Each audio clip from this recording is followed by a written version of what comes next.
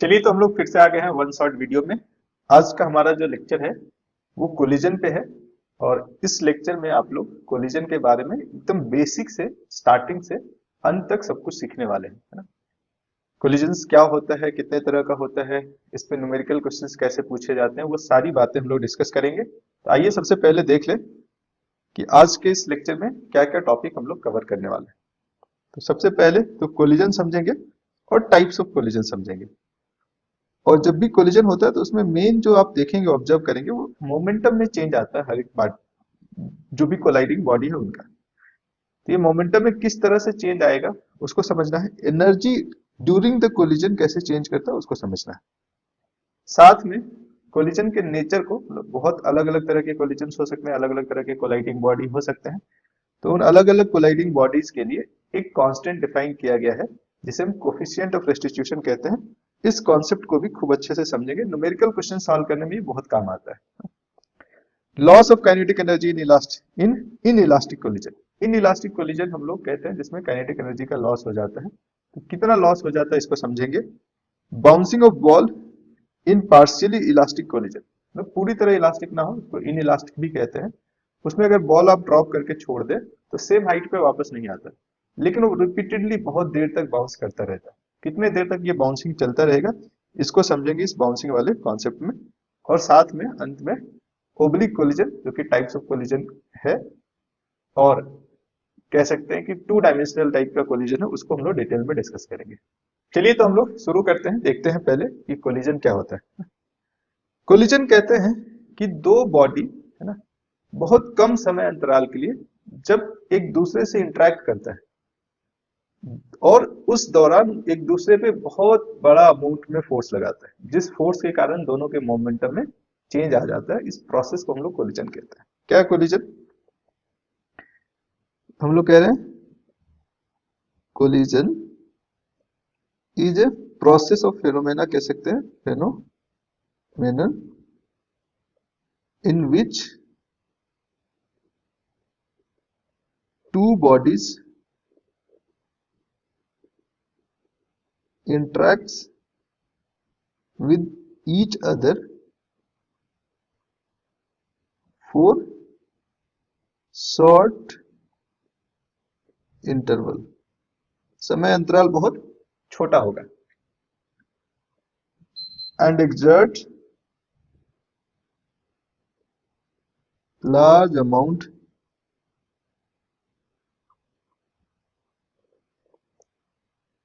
of force। कह रहे दो बॉडी बहुत कम समय अंतराल के लिए एक दूसरे के संपर्क में आता है, इंट्रैक्शंस में आता है, और बहुत बड़ा फोर्स लगाता है छोटे इंटरवल ऑफ टाइम के लिए, जिसके कारण दोनों का लीनियर मोमेंटम चेंज हो जाता है, such that there is change in linear momentum of each particle। Her particle का इसके में मोमेंटम में बदलाव आ जाता है ना। पर जो टोटल मोमेंटम है वो कंजर्व रहता है। दो तीन चीजें इसमें समझना है, कुछ पॉइंट्स और कोलिजन के बारे में समझ लीजिए कि कोलिजन होने के लिए दो बॉडी को कांटेक्ट में आना भी कभी कभी जरूरी नहीं होता है। जनरली हम लोग जानते हैं कि दो बॉडी कोलाइड कर रहा है तो वो आपस में कांटेक्ट में आएगा तभी कोलिजन माना जाएगा, लेकिन कई बार बिना कांटेक्ट में आए भी कोलिजन हो सकता है। अब बोलेंगे सर ये कैसे हो सकता है ना। फॉर कोलिजन हम लोग कह रहे हैं टू बॉडीज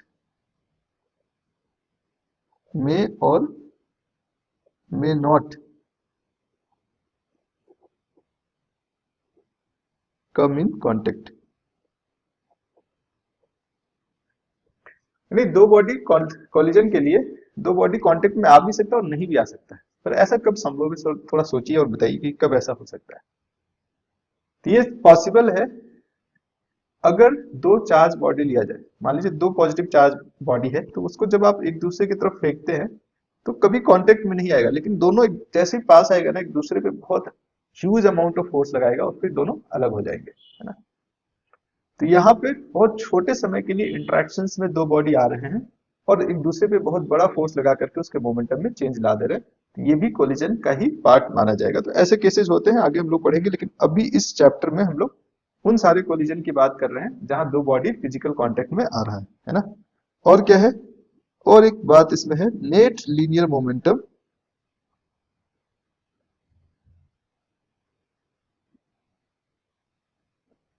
रिमेन कंजर्व्ड।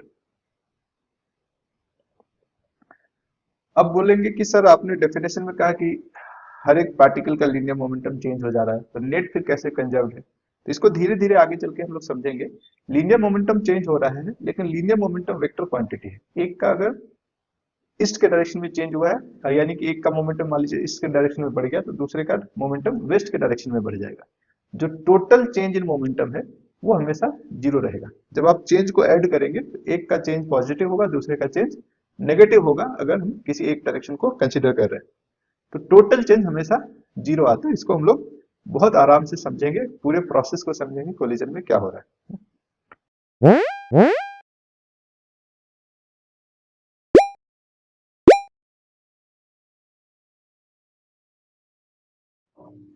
सबसे पहले समझते हैं कि कोलिजन कितने तरह का हो सकता है ना। दो ही बॉडी है इंटरेक्शन में आ रहे हैं, कोलिजन कहते हैं, लेकिन वो इंटरेक्शन में कई तरह से आ सकता है ना। उसी के आधार पे, और कोलिजन जब हो रहा है तो कोलिजन प्रोसेस में जो मोमेंटम का और एनर्जी का जो ट्रांसफर है वो कई तरीके से हो सकता है, depending on the nature of the body. इसीलिए हम लोग कोलिजन को अलग अलग कैटेगरी में रख सकते हैं। क्या क्या बेसिस है जिसपे आप इसको अलग अलग कैटेगरी में बांट रहे हैं? जैसे आप ढेर सारा कोलिजन, बहुत सारा हम लोग देखते हैं, है ना। अब उस कोलिजन में किस कोलिजन को किस ग्रुप में रखना, उसके लिए कोई आधार बनाना होगा, कोई बेसिस बनाना पड़ेगा। जैसे जनरली आपके क्लास में बच्चे हैं, तो उनको अगर दो ग्रुप में, तीन ग्रुप में बांटना है, तो कोई ना कोई आप तरीका लेंगे, है ना। कि मैथ्स में जिसका जिनका एक मैथ्स में कितने बच्चे फेल हो गए हैं उनका एक ग्रुप, फिजिक्स में कौन फेल हुआ उसका एक ग्रुप, केमिस्ट्री में कौन फेल हुआ उसका अलग ग्रुप, है ना, बाकी का अलग ग्रुप। ऐसे आप subject wise, gender wise, boys का अलग ग्रुप, गर्ल्स का अलग ग्रुप, ऐसे करके भी बना सकते हैं। तो जब भी आप ग्रुप बनाते हैं या टाइप्स बनाते हैं, अलग अलग कैटेगराइजेशन करते हैं, सॉर्टिंग करते हैं, तो कोई ना कोई आधार, कोई ना कोई बेसिस लेते हैं। तो कोलिजन को भी अलग अलग ग्रुप में बांटने के लिए कोई ना कोई बेसिस लेना पड़ेगा। तो क्या होना चाहिए वो बेसिस? एक जो आधार लेते हैं हम लोग, वो है based on change in kinetic energy. जो टोटल काइनेटिक एनर्जी है उसमें कुछ बदलाव देखा जाता है। मोमेंटम तो टोटल कंजर्व रहता है, पर टोटल काइनेटिक एनर्जी में कुछ बदलाव आता है। उसके बेसिस पे हम कोलिजन को अलग अलग ग्रुप में बांट सकते हैं। उसके बेसिस पे अगर हम बांटते हैं तो हमें तीन ग्रुप मिलता है। एक कहलाता है इलास्टिक कोलिजन,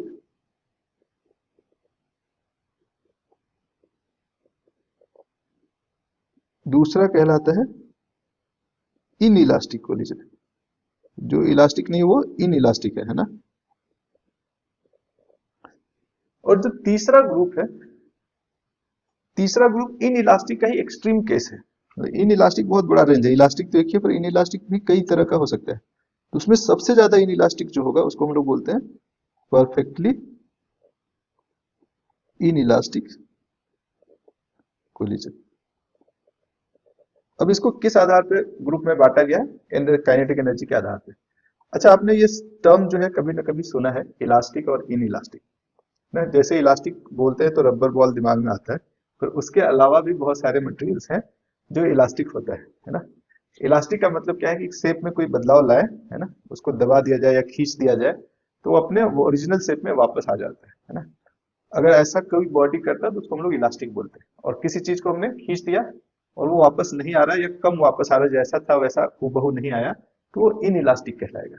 और अगर किसी को हमने खींचा और जहां खींच के छोड़ा वहीं रह गया, जरा सा भी वापस आने की कोशिश नहीं किया, तो परफेक्टली इन इलास्टिक नेचर को शो करता है। तो कोलिजन में भी कुछ ऐसा ही होता है, हालांकि इस बॉडी के नेचर से ही लिया गया है, लेकिन इस तरह के कोलिजन में जो काइनेटिक एनर्जी में बदलाव आता है वो अलग अलग है, उसको समझने की कोशिश करेंगे हम लोग। तो काइनेटिक एनर्जी में जो बदलाव आएगा यहाँ पे इलास्टिक कोलिजन में देखा जाता है no loss of kinetic energy, no loss of kinetic energy. इसका मतलब K final is equal to K initial, total की बात हो रही है। इन इलास्टिक कोलिजन में क्या होगा सर? इन इलास्टिक में लॉस हो जाएगा, लॉस ऑफ काइनेटिक एनर्जी, यानी के फाइनल जो है वो छोटा रहेगा के इनिशियल से। फिर परफेक्टली इनइलास्टिक कोलिजन में क्या होगा, अब सोच के बताइए, एक में लॉस नहीं हो रहा है, दूसरे में लॉस हो रहा है। तो मैंने जैसा कहा कि इनइलास्टिक कोलिजन लॉस भी कितना लॉस हो सकता है ना, उसका अंतिम सीमा क्या होगा, लास्ट लिमिट क्या होगा। तो जितना ज्यादा इनइलास्टिक होगा उतना ज्यादा लॉस होगा। तो सबसे ज्यादा इनइलास्टिक जो होगा, जिसमें सबसे ज्यादा काइनेटिक एनर्जी में लॉस होगा, उसको परफेक्टली इनइलास्टिक कहते हैं। तो इसको हम लोग अलग से अलग ग्रुप में पढ़ते हैं, इसको बोलते हैं मैक्सिमम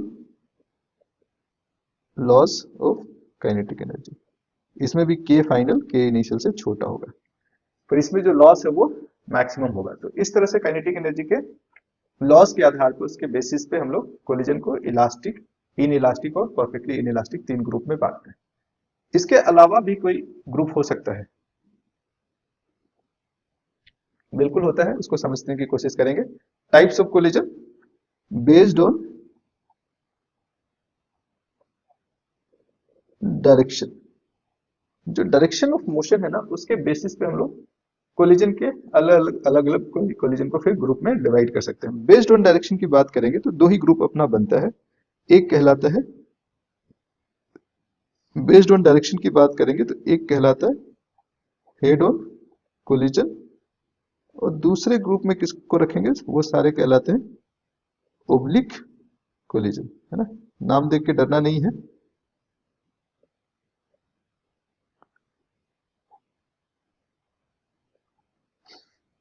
हेड ऑन कोलिजन जो है वो एक तरह का वन डायमेंशनल कोलिजन है। हेड ऑन कोलिजन क्या है, वन डी कोलिजन है। इसको हम लोग वन डी कोलिजन बोल सकते हैं, इसको हम लोग टू डी कोलिजन बोल सकते हैं।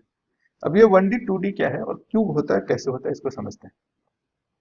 कोई भी बॉडी अगर इनिशियली एक ही लाइन पे चल रहा हो और जब वो दोनों कांटेक्ट में आया, उस समय दोनों के बीच जो फोर्स लग रहा है वो लाइन ऑफ फोर्स भी वेलोसिटी के डायरेक्शन में हो जाए, है ना। तो वैसे केस में कोलिजन के बाद भी वो सेम लाइन पे चलता है, यानी कि जब ये कोलाइड करने आएगा, यहाँ पहुंचेगा, है ना, तो इसका जो वेलोसिटी का लाइन है और लाइन ऑफ फोर्स है, ये लाइन ऑफ फोर्स है, दोनों पे जो फोर्स लग रहा है अलग करने के लिए, वो फोर्स और ये वेलोसिटी अगर सेम लाइन पे है, line of motion and line of impact, line of force को लाइन ऑफ इम्पैक्ट भी कहते हैं। तो अगर line of motion and line of impact same हो जाए तो वो हेड ऑन कोलिजन कहलाता है। कोलिजन के बाद भी वेलोसिटी सेम लाइन पे चलेगा, बस वेलोसिटी चेंज हो जाएगा पर डायरेक्शन वही रहेगा। अच्छा, वेलोसिटी के डायरेक्शन में बदलाव आने के लिए क्या जरूरी होता है, ये जानते हैं आप लोग। अगर आपने मेरा 2D मोशन का वीडियो देखा होगा तो आपको पता होगा कि वेलोसिटी के डायरेक्शन में कैसे बदलाव आता है, जब फोर्स या एक्सेलरेशन वेलोसिटी के डायरेक्शन में ना हो। ये अपना लाइन ऑफ इम्पैक्ट है, लाइन ऑफ इम्पैक्ट। और मान लेते हैं कि वेलोसिटी जो है v1 और v2 अलग अलग डायरेक्शन में है। तो यहाँ पे जो v1 और v2 है उसका डायरेक्शन और लाइन ऑफ इम्पैक्ट का, जिधर फोर्स लग रहा है, यानी फोर्स तो दोनों पे इधर ही लगेगा, एक पे इधर लगेगा एक पे इधर लगेगा अलग करने के लिए, लेकिन जिधर फोर्स लग रहा है उधर वेलोसिटी नहीं है। तो इससे क्या होता है, इससे वेलोसिटी के मैग्नीट्यूड में तो कुछ चेंज आता ही है, साथ साथ उसके डायरेक्शन में भी बदलाव आ जाता है। तो कोलिजन के बाद ये जिस रास्ते चल रहा था उससे रास्ता बदल लेगा। तो ऐसे कोलिजन को हम लोग ओब्लिक कोलिजन कहते हैं। इन सबको डिटेल में समझेंगे।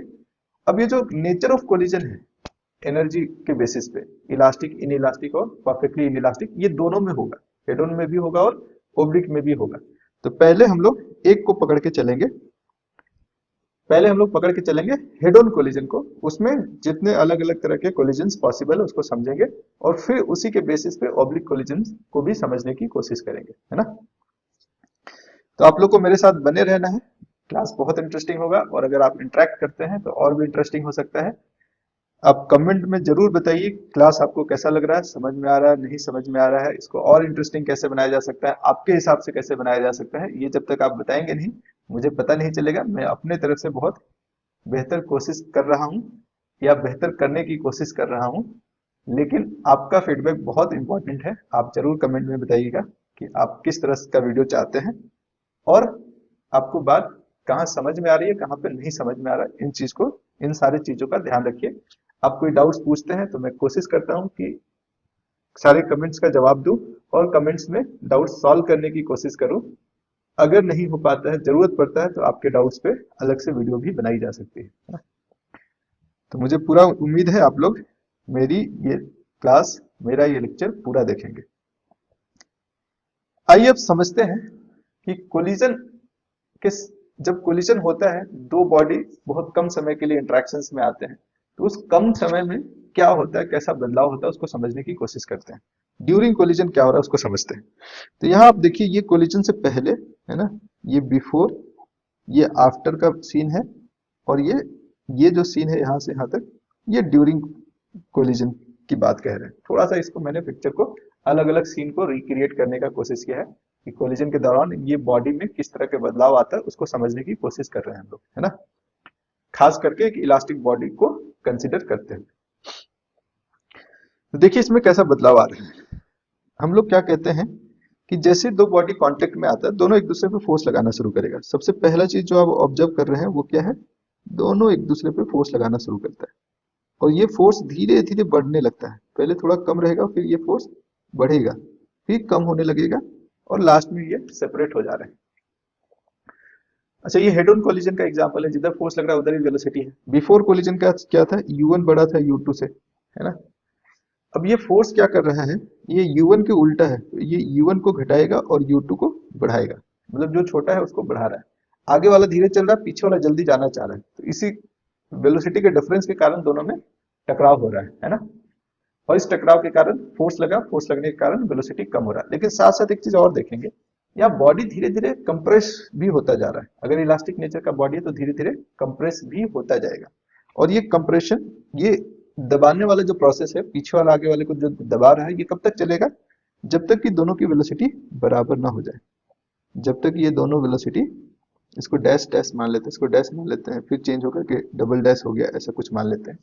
जब तक ये दोनों वेलोसिटी बराबर ना हो जाए तब तक, है ना, पीछे वाला आगे वाले को पुश करता रहेगा, उसको दबाता रहेगा। अब जब दोनों की वेलोसिटी बराबर हो गई, तो क्या ये दोनों एक दूसरे को दबाना बंद कर देंगे? नहीं। पहले वेलोसिटी में डिफरेंस के कारण ये एक दूसरे पे फोर्स लगा रहे थे। अब क्या हो रहा है कि ये बॉडी कंप्रेस हो गया, अब ये वापस आना चाहता है। तो जब बॉडी वापस आना चाहता है, तब क्या होता है, तब वो फिर से फोर्स लगाना शुरू करता है। यहाँ फिर से फोर्स लगाएगा जिससे ये दोनों सेपरेट आउट हो। और ये जो प्रोसेस था, u1 का छोटा होना और u2 का बड़ा होना, ये अभी चलता रहेगा। धीरे धीरे आप देखेंगे कि ये जो वेलोसिटी है v1, वो छोटा हो चुका है, और v2 डैश थोड़ा बड़ा हो चुका है। अब ये v2 डैश v1 डैश से बड़ा हो चुका है, और फिर थोड़ी देर बाद ये सेपरेट हो जाते हैं। जब फाइनली सेपरेट हो जाएगा तो v2 बड़ा हो जाएगा v1 से। तो ये पूरा प्रोसेस है। अब इस पूरे प्रोसेस को दो ग्रुप में बांटा जाए। दो ग्रुप में कैसे बांटा जाए, ये जो कोलिजन हुआ, पहले प्रोसेस में बॉडी एक दूसरे को प्रेस कर रहा था, और जब दूसरा स्टेज आया तब दोनों अपने शेप को रीगेन करने की कोशिश कर रहा है ना। तो फर्स्ट हाफ जो है कोलिजन का, उसको हम लोग बोलते हैं डिफॉर्मेशन स्टेट। डिफॉर्मेशन यानी कुछ शेप डिस्टोर्ट हो रहा है, चेंज हो रहा है ना, बदलाव हो रहा है। उसके बाद जो शुरू होता है वो कहलाता है रिफॉर्मेशन, है ना। अब ये डिफॉर्मेशन में क्या हो रहा था, अगर बॉडी इलास्टिक है तो पोटेंशियल एनर्जी धीरे धीरे बढ़ेगा, है ना। जरूरी नहीं कि पोटेंशियल एनर्जी हमेशा बढ़े, कई बार ऐसा होता है कोलिजन की एनर्जी साउंड हीट में भी ट्रांसफर हो जा रहा होता है। लेकिन इलास्टिक नेचर को जब हम कंसिडर कर रहे हैं, तब ऐसा मान सकते हैं कि चलिए पोटेंशियल एनर्जी बढ़ रहा है, और साथ में जो टोटल काइनेटिक एनर्जी है वो घट रहा है। टोटल काइनेटिक एनर्जी की बात करें, एक एक का नहीं। जैसे आप देखेंगे u2 बढ़ रहा है, तो आगे वाला का काइनेटिक एनर्जी बढ़ रहा है, लेकिन जितना उसका काइनेटिक एनर्जी बढ़ रहा है, उससे ज्यादा काइनेटिक एनर्जी घट जा रहा है u1 का, है ना। तो टोटल काइनेटिक एनर्जी कम हो रहा है। फिर जब दूसरा प्रोसेस आता है, जब ये शेप रीगेन करने लगता है, तो पोटेंशियल एनर्जी घटने लगता है और काइनेटिक एनर्जी फिर से बढ़ने लगता है। अब ये काइनेटिक एनर्जी बढ़ते बढ़ते जितना इनिशियली था वहां तक पहुंच भी सकता है और नहीं भी पहुंच सकता। ये नेचर ऑफ कोलिजन पे डिपेंड करता है, उसको हम लोग आगे समझेंगे। और क्या चेंज आ रहा था देखिए, अब मोमेंटम की बात करेंगे ना, तो एक का मोमेंटम डेल्टा P1 जो है वो घट रहा था, और डेल्टा P2 जो है वो बढ़ रहा था, और जो डेल्टा P नेट है वो कांस्टेंट रहा है। यानी कि टोटल मोमेंटम में कोई बदलाव नहीं आ रहा है, इंडिविजुअल का मोमेंटम चेंज हो रहा है ना। यहाँ पे भी देखिए डेल्टा P1 घट ही रहा है, डेल्टा P2 बढ़ रहा है, और जो डेल्टा नेट है दोनों का सम वो कांस्टेंट है। ये बात समझना बहुत जरूरी है। तो जो कोलिजन हो रहा है उसमें डिफॉर्मेशन का प्रोसेस है, रिफॉर्मेशन का प्रोसेस है। इन दोनों प्रोसेस में एक का मोमेंटम घट रहा है, दूसरे का बढ़ रहा है, टोटल जो है वो कंजर्व्ड है। काइनेटिक एनर्जी पहले शुरुआत में घट रहा होता है, फिर वापस रिगेन करता है, पर कितना रिगेन करता है वो नेचर ऑफ कोलिजन पर डिपेंड करता है ना। तो एक चीज तो आप समझ गए कि कोलिजन में बहुत कुछ सीखना है ना। और एक चीज समझते हैं इसमें, एक बात और समझते हैं, फोर्स के नेचर को समझते हैं। जो फोर्स लग रहा होता है ना, उसको हम लोग बोलते हैं इंपल्सिव फोर्स। इसको समझने की कोशिश करते हैं।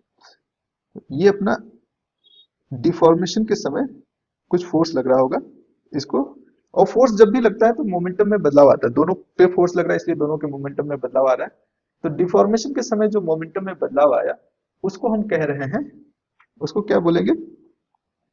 डिफॉर्मेटिव इंपल्स। Deformative impulse, right. इसमें delta P1 is equal to minus delta P2, मतलब एक बढ़ रहा है तो दूसरा घट रहा है, दोनों को इक्वल करना है तो माइनस करके दिखाना पड़ेगा। टोटल जो है delta P1 plus delta P2 वो जीरो है, पर ये इसमें से कोई एक जो है वो इंपल्स कहलाएगा। बात क्लियर है? और रिफॉर्मेशन के दौरान भी कुछ इंपल्स होगा, उसको हम लोग रिफॉर्मेटिव इंपल्स कहेंगे। यहाँ पे भी डेल्टा P1 एक बढ़ रहा है ना, और दूसरा घट रहा है। या किसी को डेल्टा, यहाँ 2 और 1 कर लीजिए, क्योंकि एक प्लस माइनस साइन से आप कंफ्यूज ना हो जाए। हालांकि माइनस करने का मतलब एक माइनस है तो दूसरा प्लस है, तो एक तरफ आप माइनस रखेंगे, दूसरी तरफ प्लस रखेंगे, तो उसको माइनस बनाने के लिए माइनस साइन लगा दिया, ये भी कहा जा सकता था। Delta P2 is equal to minus delta P1, dash लगा देते हैं, क्योंकि इस बार जो चेंज हो पहले के जैसा ही हो, बराबर जरूरी नहीं है। अब इसमें से डिफॉर्मेटिव या रिफॉर्मेटिव इंपल्स दोनों को एक साथ अगर प्लॉट किया जाए तो ग्राफ कुछ ऐसा दिखेगा। अगर हम फोर्स को, इंपल्सिव फोर्स को और टाइम को ऐसे रखते हैं, ये सारा प्रोसेस बहुत छोटे समय अंतराल के लिए होता है। पहले ये जो फोर्स है, इंपल्सिव फोर्स बढ़ता है और फिर तेजी से घट जाता है और जीरो। तो ये एफ और टी के बीच का जो ग्राफ है, इसका जो एरिया अंडर कर्व होगा वो क्या बताएगा? सर ये तो एफ डी टी का इंटीग्रेशन बताता है, और यही अपना चेंज इन डेल्टा P1 या डेल्टा P2 जो कह लीजिए, उसी में से किसी एक को बताएगा, है ना। डेल्टा P1 क्या हो रहा था? घट रहा था, तो उसमें माइनस लगा देते हैं, और डेल्टा P2 बढ़ रहा था तो उसमें प्लस लगा देते हैं। तो ये जो एक किसी एक इंडिविजुअल बॉडी के मोमेंटम में जो चेंज आया उसको बता रहा है, इसको हम लोग इंपल्स भी बोलते हैं। क्या बोलते हैं? कि ये जो फोर्स है वो कितना इंपल्स प्रोड्यूस किया है, जिसे हम लोग इंपल्स भी बोल देते हैं। पॉइंट क्लियर है? जब कोलिजन होता है तो दो बॉडी का जो इंटरेक्शन है उसमें दोनों के बीच फोर्स लगता है, इस फोर्स के कारण मोमेंटम में चेंज आता है, साथ साथ एनर्जी में भी चेंज आता है। अब अलग अलग टाइप के कोलिजन्स में ये चेंज किस तरह से वैरी करेगा उसको समझने की कोशिश करते हैं। ड्यूरिंग इलास्टिक कोलिजन क्या होगा? ड्यूरिंग इलास्टिक कोलिजन जो है, इसमें डिफॉर्मेशन तो हो रहा है, उसके बाद रिफॉर्मेशन भी होगा। अभी इलास्टिक है तो रिफॉर्मेशन और डिफॉर्मेशन बराबर होगा। बात समझ रहे हैं? तो पहली बात जो इसमें समझना है कि डिफॉर्मेटिव इंपल्स बराबर होगा रिफॉर्मेटिव इंपल्स के, राइट। दूसरा चीज इसमें और क्या हो जाता है कि फाइनल काइनेटिक एनर्जी पहले घटा फिर बढ़ा, तो जितना घटा उतना ही वापस बढ़ गया। तो जो फाइनल काइनेटिक एनर्जी है और इनिशियल काइनेटिक एनर्जी दोनों बराबर रह जाता है, यानी कि K final total is equal to K initial total. आप इसको ऐसे भी दिखा सकते हैं, half m1v1 square plus half m2v2 square, जो कि बाद का काइनेटिक एनर्जी है, बराबर रहेगा half m1u1 square plus half m2u2 square. छुप रहा हो कुछ मेरे से तो मेरे बात पे थोड़ा ध्यान दीजिए। ये इनिशियल काइनेटिक एनर्जी और फाइनल काइनेटिक एनर्जी सेम रहेगा। और एक चीज जो हमेशा सेम रहता है वो है लीनियर मोमेंटम। लीनियर मोमेंटम हमेशा कंजर्व रहेगा। पी फाइनल और पी इनिशियल सेम है। यही नहीं, पूरे प्रोसेस के दौरान भी ये कांस्टेंट रहता है। तो इससे हम ऐसा कंक्लूड कर सकते हैं कि m1v1 प्लस, यहाँ मोमेंटम वेक्टर है तो वेक्टर साइन दिखाना है, क्योंकि कभी कभी डायरेक्शन उल्टा भी हो सकता है वेलोसिटी का। जब उल्टा रहेगा तो उसके मैग्नीट्यूड का डिफरेंस वेक्टर सम कहलाता है ना, is equal to m1u1 plus m2u2। Magnitude का सम वेक्टर का सम मैग्नीट्यूड के डिफरेंस के बराबर भी होता है। ये वेक्टर वाला चैप्टर मेरा देख लीजिएगा अगर इसमें कंफ्यूजन हो तो। वेक्टर को जब जोड़ते हैं दोनों एक ही डायरेक्शन में तो दोनों का मैग्नीट्यूड जुड़ जाता है, यानी कि आप एक ही तरफ खींच रहे हैं F1 F2 से तो डबल फोर्स लगेगा। एक खींच रहा है एक उल्टा धक्का लगा रहा है तो नेट फोर्स उस पर कम हो जाता है ना। तो वेक्टर को ऐड करने का यही तरीका है। इसको हम लोग और धीरे धीरे क्वेश्चन वाइज भी समझेंगे। तो आप देख लिए कि कोलिजन अगर इलास्टिक कोलिजन है तो डिफॉर्मेशन एंड रिफॉर्मेशन लगभग एक जैसा होता है। एक में काइनेटिक एनर्जी घटा, दूसरे में बढ़ गया, जितना घटा उतना ही बढ़ गया, इसलिए काइनेटिक एनर्जी इनिशियल और फाइनल सेम रहेगा। पर क्या हो अगर इन इलास्टिक कोलिजन है तो प्रोसेस तो वैसे ही चलेगा, पर इसमें डिफॉर्मेशन बड़ा होगा और रिफॉर्मेशन छोटा होगा। क्या क्या होगा इसमें? डिफॉर्मेटिव इंपल्स जो है वो बड़ा होगा रिफॉर्मेटिव इंपल्स से। ठीक है सर। और क्या होगा? के फाइनल बराबर नहीं होगा, छोटा होगा के इनिशियल से, यानी यहाँ पे लॉस इन काइनेटिक एनर्जी हो जाएगा, loss in total kinetic energy. और क्या होगा? लीनियर मोमेंटम सेम रहेगा, यानी m1 v1 plus m2 v2 जो फाइनल मोमेंटम निकल के आएगा और जो इनिशियल लीनियर मोमेंटम था m1 u1 plus m2 u2 ये बराबर रहेगा। ये हमेशा बराबर रहता है, बस काइनेटिक एनर्जी में आपको एक बदलाव नजर आ रहा है ना। अब इन इलास्टिक कोलिजन में जो एक्सटेंट ऑफ इन इलास्टिसिटी है वो मैक्सिमम क्या हो सकता है उसको समझने की कोशिश करते हैं, जिसको हम परफेक्टली इन इलास्टिक कोलिजन भी कह देते हैं। तो परफेक्टली इन इलास्टिक कोलिजन में क्या होता है कि बॉडी को जब आप कंप्रेस कर रहे थे ना, जब एक दूसरे को कंप्रेस कर रहा था तो दोनों कंप्रेस होता जा रहा था, है ना। जब ये पूरी तरह कंप्रेस हो गया तब दोनों की वेलोसिटी क्या हो गया? इक्वल, v1 v2 के बराबर हो गया। पहले u1 डैश बड़ा था u2 डैश से, तो कंप्रेशन चल रहा है। इस प्रोसेस को कब तक चलाना है? जब तक कि दोनों की वेलोसिटी इक्वल ना हो जाए। दोनों की वेलोसिटी इक्वल हो गया तो अब जो है पीछे वाला आगे जाने की कोशिश नहीं कर रहा, दोनों एक साथ चलना शुरू कर दिए। कंप्रेस होना तो बंद हो गया बॉडी, लेकिन अब ये दोनों क्या एक दूसरे पे फोर्स लगाएगा, तो यहाँ पे ये जो फोर्स है ना, ये फोर्स वो जीरो हो जाता है। अब ये फोर्स नहीं लगाता है क्योंकि ये इतना लेजी है कि इसको मन ही नहीं, इच्छा नहीं है कि अपने शेप को वापस करे। In elastic, perfectly in elastic है। जैसे इन इलास्टिक एक होता है लेजी है लेकिन थोड़ा बहुत प्रयास कर रहा है ना, जैसे पहले वाले केस में हमने देखा। ये इतना लेजी है कि थोड़ा सा भी प्रयास नहीं कर रहा है। इसमें आप देखेंगे कि डिफॉर्मेशन तो हो रहा है ना, पर रिफॉर्मेशन जीरो है। रिफॉर्मेटिव इंपल्स गायब है, जीरो है। और के फाइनल जो है वो छोटा है के इनिशियल से। Maximum loss of kinetic energy है, पर मोमेंटम अभी भी कंजर्व्ड है। मोमेंटम अभी भी कंजर्व्ड है। जो फाइनल मोमेंटम है m1 v1, अच्छा ये v1 v2 दोनों को बराबर कह रहे हैं तो दोनों को एक साथ कहेंगे, v कह देंगे। m1 v final velocity plus m2 v is equal to m1 u1 plus m2 u2। हालांकि वेक्टर साइन लेना ज्यादा अप्रोप्रिएट रहता है इसमें, क्योंकि मोमेंटम वेक्टर क्वांटिटी है। तो जो वेक्टर सम है वो इक्वल रहेगा, मैग्नीट्यूड का सम इक्वल रहना जरूरी नहीं होता है। कभी कभी डायरेक्शन चेंज हो जाता है तो मैग्नीट्यूड में सेम मैग्नीट्यूड नहीं होकर के कुछ बदलाव भी नजर आएगा आपको। और एक इसमें जो बहुत इंपॉर्टेंट पॉइंट है परफेक्टली इन इलास्टिक कोलिजन में, वो ये ध्यान में रखना है, एक तो काइनेटिक एनर्जी का मैक्सिमम लॉस है, मोमेंटम कंजर्व रहता है। तीसरी बात ये ध्यान में रखना है कि जो फाइनल वेलोसिटी है दोनों का इक्वल हो जाता है, यानी कि कोलिजन के बाद जो कोलाइडिंग बॉडी है वो एक साथ चलने लगता है। क्या है परफेक्टली इन इलास्टिक कोलिजन का? क्या है? Velocity of two particles becomes equal after collision. और अगर हेड ऑन कोलिजन है, जिसकी हम लोग बात कर रहे हैं, चर्चा कर रहे हैं, है ना, उसमें दो body starts to move together.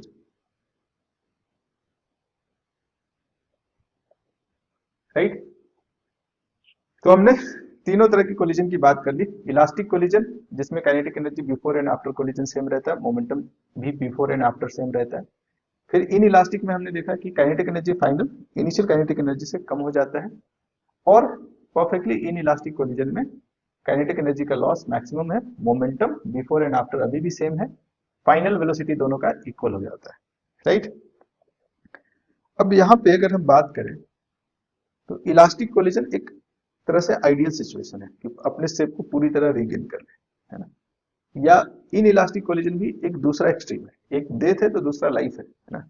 ये लाइफ का दो एक्सट्रीम कंडीशन के जैसा है, और बीच में पूरी लाइफ है। यानी इलास्टिक कोलिजन जो है ना, इन इलास्टिक कोलिजन जो है वो पूरा रेंज है। कोई एक इन इलास्टिक कोलिजन नहीं होगा, कई तरह का इन इलास्टिक कोलिजन होगा। कुछ थोड़ा ज्यादा इन इलास्टिक होगा, कुछ थोड़ा कम होगा, है ना। या कोलिजन में जो इलास्टिसिटी है, हम लोग इन इलास्टिक को पार्शियली इलास्टिक भी बोलते हैं। यानी इलास्टिक है लेकिन पूरा नहीं है, पार्शियली इलास्टिक है। तो कितना, what extent of elasticity is in the collision, इसको समझना है। तो उसके लिए जो कॉन्सेप्ट बनाया गया है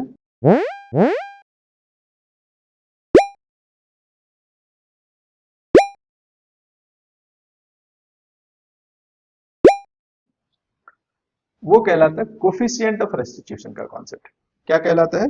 कोफिशिएंट ऑफ रेस्टिट्यूशन। ये कोफिशिएंट ऑफ रेस्टिट्यूशन आपको extent of elasticity in collision बताता है। तो दो सेट ऑफ बॉडी जो है, कोई भी दो सेट ऑफ बॉडी अगर हम लेते हैं तो उसको कितना बार भी कोलाइड कराइए, इलास्टिसिटी का जो नेचर वो सेम रहेगा। आप ज्यादा वेलोसिटी से भी कोलाइड करा सकते हैं, कम से भी करा सकते हैं, लेकिन बॉल अगर सेम है ना, अगर दो बॉल कोलाइडिंग बॉल सेम है तो बार बार उसमें जो इलास्टिक नेचर वो सेम है, लेकिन वेलोसिटी ऑफ अप्रोच कभी कम है, धीरे धीरे आ रहा है, कभी ज्यादा है। तो उसी के अकॉर्डिंग देखा गया कि उसका वेलोसिटी ऑफ सेपरेशन बदलता है।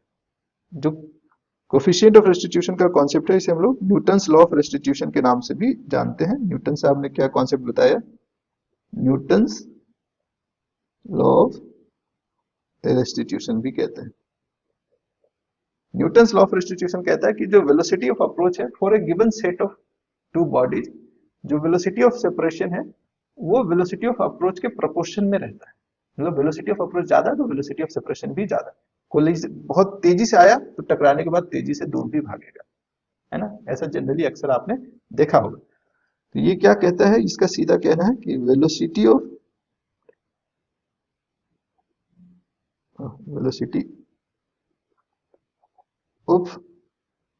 Separation by velocity of approach, इन दोनों का जो रेशियो है वो कांस्टेंट रहता है, और यही रेशियो जो है वो कोफिशिएंट ऑफ रेस्टिट्यूशन कहलाता है। ई से लिखते हैं। अब ये ई के जो वैल्यू है वो क्या होगा? अगर ये कांस्टेंट है तो इसका वैल्यू भी कांस्टेंट होगा, पर किसी गिवन सेट ऑफ बॉल के लिए कांस्टेंट होता है। अगर आपने दो रबर बॉल रखा तो उसके लिए ई की वैल्यू अलग, दो स्टील का बॉल रखा है उसके लिए ई की वैल्यू अलग, वुडन बॉल रखा है तो उसके लिए ई की वैल्यू अलग होगा। मतलब ये नेचर ऑफ बॉडी पे डिपेंड करता है। अगर आपने दोनों बॉडी में से किसी एक को भी बदल दिया तो नेचर ऑफ कोलिजन जो होगा वो चेंज हो जाएगा। या जनरली हम लोग क्या करते हैं कि दो सेम तरह का बॉल रखते हैं जिससे हम उस मटेरियल का कोफिशिएंट ऑफ इलास्टिसिटी पता कर सके। ई को क्या बोलते हैं यहाँ पे? ई को बोला जाता है सर, यही यहाँ पे जो लिखा है, कोफिशिएंट ऑफ रेस्टिट्यूशन।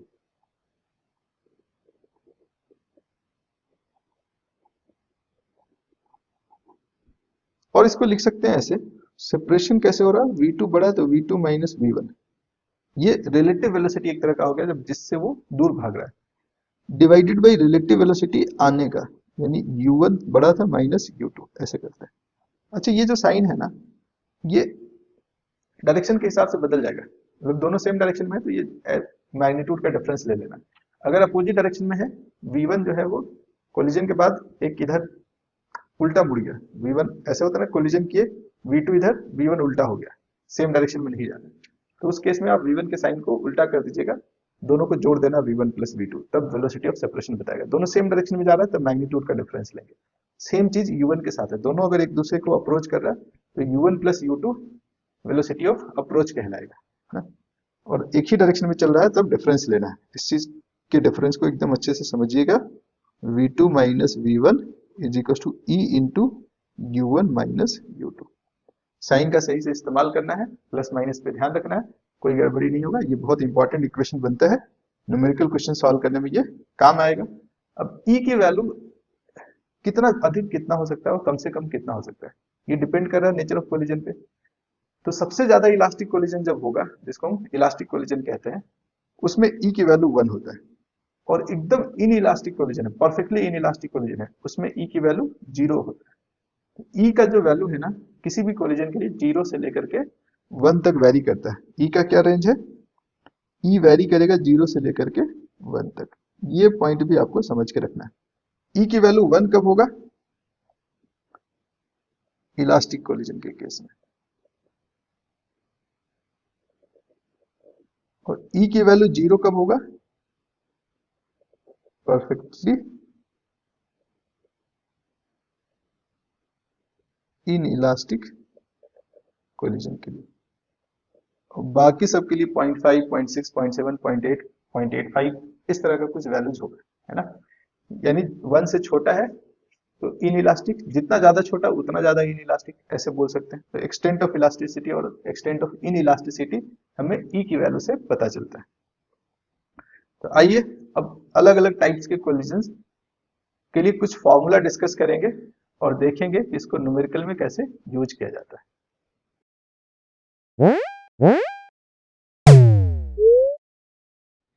चलिए तो अब हम लोग अलग अलग टाइप्स ऑफ कोलिजन्स में देखते हैं कि ये जो कॉन्सेप्ट हमने अभी सीखा है उसको कैसे यूज करना है ना, और किस तरह के क्वेश्चंस पूछे जाते हैं, उसको न्यूमेरिकली कैसे सॉल्व करना है, इस चीज को पहले समझेंगे। तो सबसे पहले शुरुआत करते हैं इलास्टिक कोलिजन से। इलास्टिक कोलिजन, जैसा हम लोगों ने डिस्कस किया है कि कोलिजन होने के बाद जो टोटल काइनेटिक एनर्जी वो सेम रह जाता है जितना कोलिजन होने से पहले था, लेकिन इंडिविजुअल पार्टिकल का काइनेटिक एनर्जी बदल सकता है। इंडिविजुअल पार्टिकल का मोमेंटम चेंज होता है पर नेट मोमेंटम कंजर्व रहता है। तो इंडिविजुअल पार्टिकल में किस तरह का चेंजेज आया है मोमेंटम में, काइनेटिक एनर्जी में या वेलोसिटी में, इसको अगर समझना हो, या आपसे अगर आपको एक सिचुएशन दिया गया है कि इस तरह का इलास्टिक कोलिजन होना है जिसमें v1 इनिशियल वेलोसिटी दिया है, तो उसका फाइनल वेलोसिटी कैसे पता करेंगे, उसको हम लोग इसमें सीखने वाले हैं ना। मान लीजिए कि अपने पास दो बॉल है, दो कोलाइडिंग बॉल है। इनिशियली स्पीड u1 और u2 से चल रहा है, मास m1 और m2 है। कोलिजन के बाद ये दोनों बॉल मान लेते हैं कि नया स्पीड पकड़ लेता है v1 और v2। अगर कोलिजन के बाद का वेलोसिटी हमको पता चल जाए तो कोलिजन के बाद दोनों बॉडी का, दोनों मास का काइनेटिक एनर्जी या मोमेंटम कैसे चेंज हुआ है ये भी पता लगाया जा सकता है, राइट। बिल्कुल सर, तो चलिए शुरू करते हैं, देखते हैं कि कैसे पता लगाया जाएगा। तो हम लोग जो इलास्टिक कोलिजन है उसके बारे में क्या क्या जानते हैं। अभी तक हम लोगों ने सीखा कि कोलिजन कैसा भी हो, लीनियर मोमेंटम नहीं चेंज होता है, वो जो पहले था उतना ही बाद में रहेगा। इंडिविजुअल का चेंज होगा पर टोटल लीनियर मोमेंटम सेम रहता है।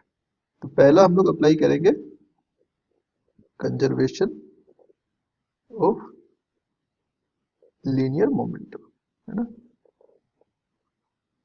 कंजर्वेशन ऑफ लीनियर मोमेंटम कहता है कि बाद का momentum m1 v1 plus m2 v2 बराबर होगा m1 u1 plus m2 u2। यहाँ पे u1 u2 v1 v2 सबका डायरेक्शन सेम दिया गया, इसीलिए हम लोग डायरेक्ट जोड़ रहे हैं विदाउट एनी वेक्टर साइन। पर अगर ऐसा कभी सिचुएशन मिले जिसमें u1 u2 या u2 का डायरेक्शन चेंज है, v1 का डायरेक्शन चेंज है, अगर किसी का डायरेक्शन चेंज है, उल्टा है, तो उसको माइनस यहाँ पे लेना है, ठीक है। या रिजल्ट में किसी का वैल्यू नेगेटिव आ जाए तो जैसा ड्राइंग में दिखाया गया ठीक उसका उल्टा उसका डायरेक्शन होगा। तो आपको प्लस माइनस से परेशान नहीं होना, डेरिवेशन में जो रिजल्ट आएगा उस प्लस माइनस उसी से डायरेक्शन का पता चल जाएगा। बस u1 u2 पे ध्यान रखना, अगर u1 u2 दोनों सेम डायरेक्शन में नहीं है, u2 उल्टे डायरेक्शन में है, तो उसको नेगेटिव रखना है। ठीक है सर, ये तो इक्वेशन 1 हुआ। इसमें हम मान के चल रहे हैं कि m1 m2 u1 u2 सब दिया हुआ है, पर v1 v2 नहीं पता है। दो अननोन को एक ही इक्वेशन से सॉल्व नहीं कर सकते, तो एक और कोई रिलेशन चाहिए v1 और v2 में। दूसरा रिलेशन कहां से मिलेगा? दूसरे रिलेशन के लिए हम लोग जानते हैं, क्या जानते हैं, कि जो फाइनल काइनेटिक एनर्जी है टोटल, वो इनिशियल काइनेटिक एनर्जी टोटल के बराबर होगा, ये जानते हैं। हाँ सर, अगर इसको यूज करते हैं तो half in m1 v1 square plus half m2 v2 square is equal to initial kinetic energy कितना, half m1 u1 square plus half m2 u2 square. ये इनिशियल काइनेटिक एनर्जी के बराबर फाइनल काइनेटिक एनर्जी होगा। ये अपना equation 2 है। पर अब इस इक्वेशन 1 और 2 में v1 v2 नहीं गिवन है, बाकी सब हम मान के चल रहे हैं गिवन है, इसको सॉल्व करना है। पहला इक्वेशन बहुत अच्छा है, v1 v2 पे पावर 1 है। दूसरे इक्वेशन में प्रॉब्लम क्या दिख रही है, क्या v1 और v2 पे का स्क्वायर है। तो सॉल्व तो हो जाएगा, है ना, थोड़ा सा मेहनत करना पड़ेगा, सिमेट्री है यहाँ पे तो आसानी से सॉल्व हो सकता है, लेकिन थोड़ा मेहनत करना पड़ेगा। लेकिन इसका एक आसान तरीका है। आसान तरीका क्या है, किसी भी कोलिजन हो, कैसा भी कोलिजन हो, वो एक नियम और फॉलो करता है जिससे v1 v2 का रिलेशन स्टैब्लिश किया जा सकता है। अगर आप इसको छोड़ना चाहते हैं, स्किप करना चाहते हैं, तो आपके लिए एक और रास्ता है, कोफिशिएंट ऑफ रेस्टिट्यूशन का। Velocity of separation v2 minus v1 is equal to e times u1 minus u2, या velocity of separation by velocity of approach e होता है, और e की वैल्यू 1 होता है, ये हमें पता है सर। e की वैल्यू 1 होता है, मतलब v2 minus v1 is equal to u1 minus u2 होगा। बिल्कुल सही। और इसको मान लिया जाए इक्वेशन नंबर 2। अब इक्वेशन 1 और 2 बहुत बढ़िया बन गया है v1 और v2 में। इन दोनों के हेल्प से हम आसानी से v1 और v2 पता कर सकते हैं, है ना। तो क्या करेंगे, अब इक्वेशन 1 में v2 की वैल्यू ले जाकर रख दीजिए, यहां से v2 की वैल्यू निकालिए, कितना हो रहा है। अगर यहां से v2 की वैल्यू देखी जाए, v2 is equal to v1 plus u1 minus u2, ये उठा करके लाके रखते हैं किसमें, इक्वेशन 1 में। चलिए, इक्वेशन 1 कैसा बन जाएगा, m1 v1 plus m2 v2 के जगह पे लिखेंगे v1 plus u1 minus u2, और दूसरी तरफ m1 u1 plus m2 u2। और क्या हो सकता है, देखिए यहां से m1 v1 plus m2 v1 plus m2 u1 minus m2 u2, और दूसरी तरफ m1 u1 plus m2 u2। हम मान के चल रहे हैं u1 और u2 गिवन है। एक तरफ v1 वाले को रख लीजिए, m1 plus m2 into v1 को एक तरफ रख लीजिए, बाकी सबको दूसरी तरफ ले चलते हैं। m1 u1 है, इधर u1 वाला एक टर्म है, माइनस m2 u2 आ जाए, u1 आ जाएगा इधर, m2 u1 है ना, m2 u1 प्लस ये m2 u2 इधर है, इधर माइनस m2 u2 है, तो m2 u2 एक पहले से और एक उधर से आएगा, वो भी प्लस हो जाएगा, है ना। माइनस वाला दूसरी तरफ जाता है तो प्लस हो जाता है। ठीक है सर, अब क्या करें, अब बढ़ते चलिए, m1 minus m2 into u1 plus 2 m2 u2, v1 मिल गया यहाँ से, v1 is equal to sir हो गया m1 minus m2 u1 divided by m1 plus m2, और दूसरा टर्म है 2 m2 divided by m1 plus m2, है ना, इंटू u2। v1 तो मिल गया। अगर u1 u2 दिया हुआ है, m1 m2 हमें पता है, तो हम इस तरह से v1 की वैल्यू आसानी से पता लगा सकते हैं। अब v2 के लिए क्या करना होगा, इक्वेशन 1 या 2 में फिर से जाना होगा, v1 की वैल्यू रखेंगे तो दूसरा अननोन जो v2 है वो मिल जाएगा। पर एक आसान तरीका आपको बताते हैं। अगर आप ध्यान देंगे तो इक्वेशन 1 में 1 की जगह 2, 2 की जगह 1 रख दिया जाए, m1 v1 plus m2 v2 है, उसको हम लोग m2 v2 plus m1 v1, और उधर भी m2 u2 plus m1 u1 कर दें। इक्वेशन में कोई बदलाव नहीं आएगा, बस टर्म इंटरचेंज हो गया, है ना। उसी तरह अगर यहाँ पे भी जिसको हम सेकेंड इक्वेशन कह रहे हैं, 1 को 2, 2 को 1 कर देंगे, तो बस माइनस साइन का शिफ्टिंग हो गया, है ना। v1 माइनस v2, आप माइनस कॉमन लीजिए दोनों में से, लेफ्ट और राइट से, और उसको माइनस को कैंसिल कर दीजिए, तो ये v2 v1 minus u1 u2 जो है v1 minus v2 is equal to u2 minus u1 के बराबर भी होगा, इक्विवेलेंट ही होगा, सेम इक्वेशन है। कहने का मतलब है कि अगर दो इक्वेशन जिसको हम सॉल्व कर रहे हैं उसमें 1 और 2 को इंटरचेंज करने से इक्वेशन पे कोई फर्क नहीं पड़ता है, तो वैसे ही रिजल्ट में अगर आप 1 और 2 में चेंज कर देंगे तो उस पर भी कोई फर्क नहीं पड़ेगा। मतलब सर साफ है, v2 के लिए आपको दोबारा मेहनत नहीं करना, बस 1 को 2 से रिप्लेस कर दीजिए, 2 को 1 से, ये बन जाएगा m2 minus m1 into u1 की जगह आ गया u2 divided by m1 plus m2 plus 2 m1 हो जाएगा ये u1 डिवाइडेड बाई नीचे m1 प्लस m2 को m2 प्लस m1 भी लिखेंगे तो बात वही आएगी, इसीलिए m1 प्लस m2 ही छोड़ दिया गया। तो इस तरह से आप आसानी से रिजल्ट को याद भी रख सकते हैं, पर अगर रिजल्ट याद नहीं है तो फिर बैक टू बेसिक्स, मतलब लीनियर मोमेंटम कंजर्व है, कोफिशिएंट ऑफ रेस्टिट्यूशन का कॉन्सेप्ट से दूसरा इक्वेशन आ जाएगा। दोनों इक्वेशन से हम फाइनल वेलोसिटी, अगर इनिशियल वेलोसिटी गिवन है तो उसको देख करके हम फाइनल वेलोसिटी पता कर लेंगे। फाइनल वेलोसिटी मिल गया तो फिर हम के फाइनल क्या होगा, है ना, ये बता सकते हैं। एक एक पार्टिकल का सबका फाइनल मोमेंटम बता सकते हैं। Initial momentum, initial kinetic energy पता है, तो इंडिविजुअल के काइनेटिक एनर्जी में जो चेंज आया या मोमेंटम में जो चेंज आया, उस तरह के अगर सवाल पूछे जाएंगे तो उसके लिए भी V1 V2 की जरूरत पड़ेगी, और इस V1 V2 से हम आसानी से एनर्जी में जो चेंज आया है, पोटेंशियल में जो चेंज आया, उसको भी बता सकते हैं, है ना। अब आइए कुछ स्पेशल केसेस देखते हैं। स्पेशल केसेस क्या है, बार बार इस फॉर्मूला को हम लोग याद रखने की जरूरत नहीं। कुछ स्पेशल केसेस में हम लोग रिजल्ट डायरेक्ट भी बता सकते हैं। स्पेशल केस क्या है, हम लोग बात कर रहे हैं कि मान लेते हैं केस वन। केस वन कह रहे हैं कि अगर m1 और m2 बराबर हो, यानी दो ऐसे बॉल को कोलाइड कराया जाए जिसका मास इक्वल हो। मास इक्वल है तो क्या होगा सर, तो फाइनल वेलोसिटी आसानी से गेस कर सकते हैं। मान लीजिए u1 और u2 इनिशियल वेलोसिटी है, कोलिजन के बाद इनकी जो वेलोसिटी है वो v1 और v2 हो गया है। ये अपना बिफोर कोलिजन, ये आफ्टर कोलिजन है। बिफोर कोलिजन और ये आफ्टर कोलिजन है।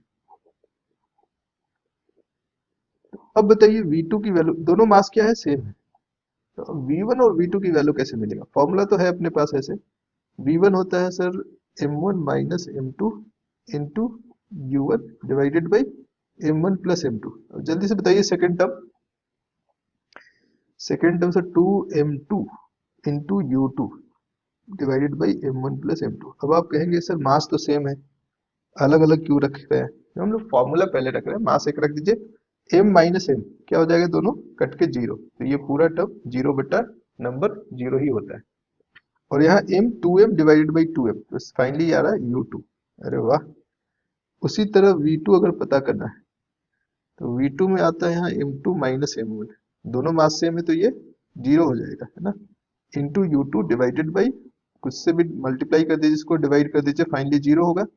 Second term 2m1 u1 divided by m1 plus m2। अब ऊपर 2m है, m1 को m कह रहे हैं और नीचे m प्लस m 2m नीचे है, कट के 1 हो गया, तो फाइनली रिजल्ट जो आएगा वो u1 आएगा, है ना। ये तो जीरो हो ही गया, और इसमें भी आप m1 m2 को m पुट कर देंगे तो u1 आएगा। तो आप देख रहे हैं कि जो v1 है वो u2 हो गया, और जो v2 है वो u1 हो गया। इसको हम लोग बोलते हैं एक्सचेंज ऑफ वेलोसिटी हो गया। क्या हो गया, एक्सचेंज ऑफ वेलोसिटी। कब एक्सचेंज ऑफ वेलोसिटी होता है, इसमें अब जब भी ये केस मिले तो पूरा फॉर्मूला यूज करने की जरूरत नहीं है, डायरेक्ट हम लोग समझ जाएंगे कि यहाँ एक्सचेंज ऑफ वेलोसिटी है ना। इस ये कब होता है, एक्सचेंज ऑफ वेलोसिटी, ये कब करना है बताइए, if m1 is equal to m2 and e is equal to 1 है, यानी कि दो बॉल जो कोलाइडिंग बॉल है वो इक्वल मास का है और कोलिजन इलास्टिक कोलिजन है। इसके अलावा और किसी केस में ऐसा एक्सचेंज ऑफ वेलोसिटी नहीं होता। तो जब भी आप इसको यूज कर रहे हैं तो अलर्ट रहिए कि ये जो हम एक्सचेंज ऑफ वेलोसिटी का यूज कर रहे हैं उसके लिए ये प्रॉपर सिचुएशन है या नहीं, है ना। पर बहुत सारे सिचुएशन मिलेगा, क्वेश्चन ऐसे मिलेंगे जिसको आप हंसी खुशी तुरंत से जवाब दे सकते हैं, है ना। आइए कुछ एग्जाम्पल्स देखते हैं इस पे, है ना। जैसे मान लेते हैं एक बॉल है अपने पास और दूसरा बॉल है, दोनों का मास है सेम, एक की वेलोसिटी है u1 जो है वो दिया हुआ 10 मीटर पर सेकेंड, और जो u2 है वो है 5 मीटर पर सेकेंड। तो अब आप जल्दी से गेस करके बता दीजिए मुझे कि कोलिजन के बाद दोनों की वेलोसिटी क्या होने वाली है। v1 जो है वो u2 के बराबर हो जाएगा, और ये v2 जो है वो u1 के बराबर, तो ये आ जाएगा 5 मीटर पर सेकेंड पे, और ये चलने लगेगा 10 मीटर पर सेकेंड से।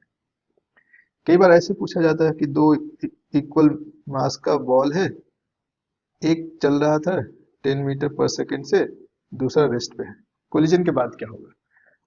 अगर मास सेम है, कोलिजन परफेक्टली इलास्टिक है, यानी इलास्टिक है, तो कोलिजन के बाद पीछे वाले का वेलोसिटी ये क्योंकि जीरो है, यहाँ पे u2 अपना जीरो है, तो v1 जीरो हो जाएगा, ये रेस्ट में आ जाएगा, और आगे वाला जो है वो 10 मीटर पर सेकेंड से चलने लगेगा। अब इसी पे एक इंटरेस्टिंग सवाल और पूछा जाता है, बहुत बढ़िया, बहुत मजेदार क्वेश्चन है। वो कैसा रहता है, वो कहता है कि अपने पास मान सपोज करिए कि 5 बॉल है ना, एक बॉल है जो 10 मीटर पर सेकेंड से चल रहा है, और इसके आगे 4 बॉल रेस्ट में रखे हुए हैं। थोड़ा सा बच्चे यहाँ कंफ्यूज करते हैं ऑब्जेक्टिव क्वेश्चन में। सबका मास सेम है, m m m m m. Collision के बाद ये पांचों बॉल की वेलोसिटी क्या हो जाएगी? बहुत बच्चे गलती क्या करते हैं कि पहला वाले बॉल को कर देते हैं रेस्ट पे, और बाकी सबको बराबर बराबर वेलोसिटी बांट देते हैं, दो दो दो दो। ऐसा नहीं करना है। देखिए होगा क्या, पहला कोलिजन जो है बहुत छोटे इंटरवल के लिए होता है, तो एक कोलिजन जैसे ही होगा फर्स्ट और सेकंड बॉल का, तो वहां एक्सचेंज ऑफ वेलोसिटी होगा, मास सेम है, कोलिजन इलास्टिक है, तो पहले का वेलोसिटी दूसरे पे, फिर दूसरा भी भाग नहीं सकता, उसके आगे कोई और उससे टकराना ही पड़ेगा उसको, और वहां भी जो कोलिजन होगा वो इलास्टिक है, तो दूसरे का वेलोसिटी चला जाएगा तीसरे पे, उसी तरह तीसरे का चौथे पे, चौथे का पांचवे पे, और पांचवे का जो था वो पीछे चलाएगा, मतलब पांचवा वाला आएगा 4 पे, ये 0 पे था, ये 0 पे, फिर इसका वाला इस पे 0, फिर इसका वाला इस पे 0, ऐसे फिर लास्ट तक 0 हो जाएगा।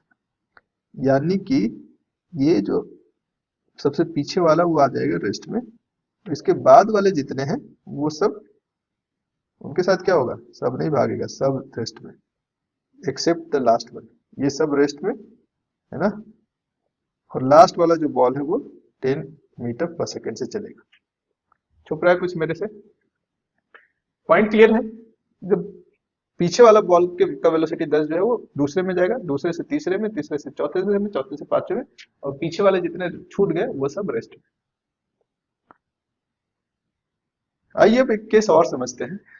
क्या हो अगर अगला केस है, इसको केस 2 लेते हैं, केस 2। क्या हो अगर जो टकराने वाला वो बहुत बड़ा है, m1 जो है वो बहुत बड़ा है m2 से, यानी कोई बड़ा मास जाके छोटे से टकरा गया, कोई हाथी जैसे चिट्टी से टकरा गया, कोई ट्रेन आता हुआ जो है ना वो साइकिल से टकरा गया, तो जो बड़ा वाला मास है उसका कोलिजन के बाद स्थिति क्या होगा और छोटे का क्या होगा? गेस कर सकते हैं आप लोग क्या होगा? बड़ा वाला मान लेते u1 से चल रहा था और ये u2 से चल रहा था, कोलिजन के बाद क्या होगा? इसकी वेलोसिटी v1 और इसकी वेलोसिटी v2। अब देखना v1 पे क्या असर पड़ता है और v2 पे क्या असर पड़ता है। फॉर्मूला तो लगेगा वही, पर थोड़ा अप्रोक्सीमेशन लेना है इस चीज का। ऐसे नियम से कहेंगे तो v1 इज इक्वल टू क्या होगा सर? v1 होगा m1 minus m2 divided by m1 plus m2 into u1 plus 2 m2 divided by m1 plus m2 into u2। अब जरा सोचिए, बताइए m1 बहुत बड़ा है, उसमें m2 घटा देंगे तो कोई फर्क पड़ेगा नहीं, m2 जोड़ देंगे तो फर्क पड़ेगा नहीं। अब 1 क्विंटल में 1 ग्राम घटा दीजिए और 1 क्विंटल में 1 ग्राम जोड़ दीजिए, तो 1 क्विंटल ही रहेगा, रेशियो उन दोनों का 1 ही आएगा, है ना। तो ये लगभग 1 आएगा, तो ये जो है वो u1 ही रहेगा, और यहाँ पे m2 बहुत छोटा है as compare to m1। m1 बहुत बड़ा, 1 ग्राम को 1 क्विंटल से 1 टन से आप डिवाइड कर दे रहे हैं, ऐसा कुछ बड़ा मास से, तो रेशियो एकदम 0.0000 इतना छोटा हो जाएगा कि उसको नेग्लेक्ट किया जा सकता है। यानी कि बड़े वाले मास का वेलोसिटी लगभग वही रह जाएगा जो पहले था, v1 जो है वो u1 रह जाएगा। अब छोटे वाले के साथ देखते हैं क्या होगा। छोटे वाले का वेलोसिटी तो v2 था, जो कि m2 minus m1 divided by m1 plus m2 into u2 plus यहाँ पे 2m1 divided by m1 plus m2 हो जाता है इंटू u1।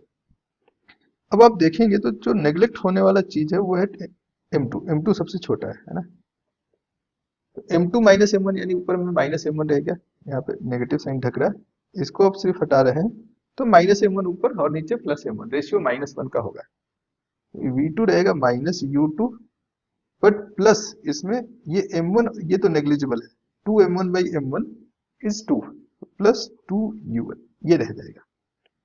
यानी ये जो छोटा वाला है वो बड़े वाले के डबल स्पीड से 2u1 से चल देगा, माइनस इसका पहले का जो स्पीड था। अब u2 ऑलरेडी बहुत छोटा है, u2 छोटा रहेगा तभी u1 पीछे वाला तेज चलेगा तभी जाके टकराएगा, तो 2u1 बहुत बड़ा हो गया u2 से, तो ये एक पहले जो इस रफ्तार था उससे ज्यादा तेज रफ्तार से चलने लगेगा, कहने का मतलब है छोटा वाला। अब आप कह सकते हैं सर इसका फाइनल आंसर बताने का कोई और रास्ता नहीं है रास्ता। कोफिशिएंट ऑफ रेस्टिट्यूशन लगा सकते थे, है ना। कैसे लगाते, कैसे काम करता है, आपको मान के चलना है कि जो बड़ा वाला है उसके वेलोसिटी पे कोई चेंज नहीं आएगा। तो अगर इसमें चेंज नहीं आया तो यहाँ वेलोसिटी ऑफ अप्रोच और वेलोसिटी ऑफ सेपरेशन लगाइए। वेलोसिटी ऑफ सेपरेशन क्या है, v2 माइनस v1, जो कि e कितना है 1 u1 माइनस u2 के बराबर होगा। हाँ ठीक है सर। अब हमें v2 ही पता करना, v1 तो अपना u1 के बराबर है ना, इधर u1 माइनस u2। अब इसको जब सिंप्लीफाई करेंगे इस वाले इक्वेशन को सिर्फ, तो आप रिजल्ट तक पहुंच जाएंगे। v2 is equal to minus u1 को उधर ले जाइए, 2u1 माइनस u2, वही सेम चीज आया ना।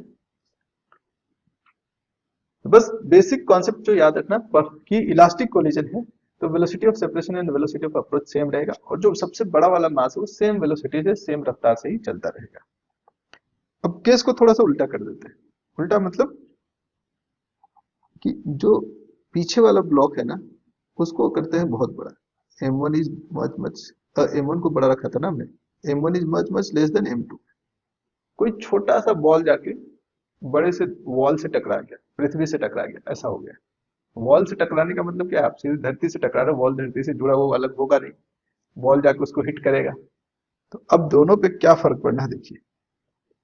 ये जो बड़ा सा वॉल है जो ग्राउंडेड है, मतलब समझिए पूरा अर्थ है, खाली वॉल नहीं है।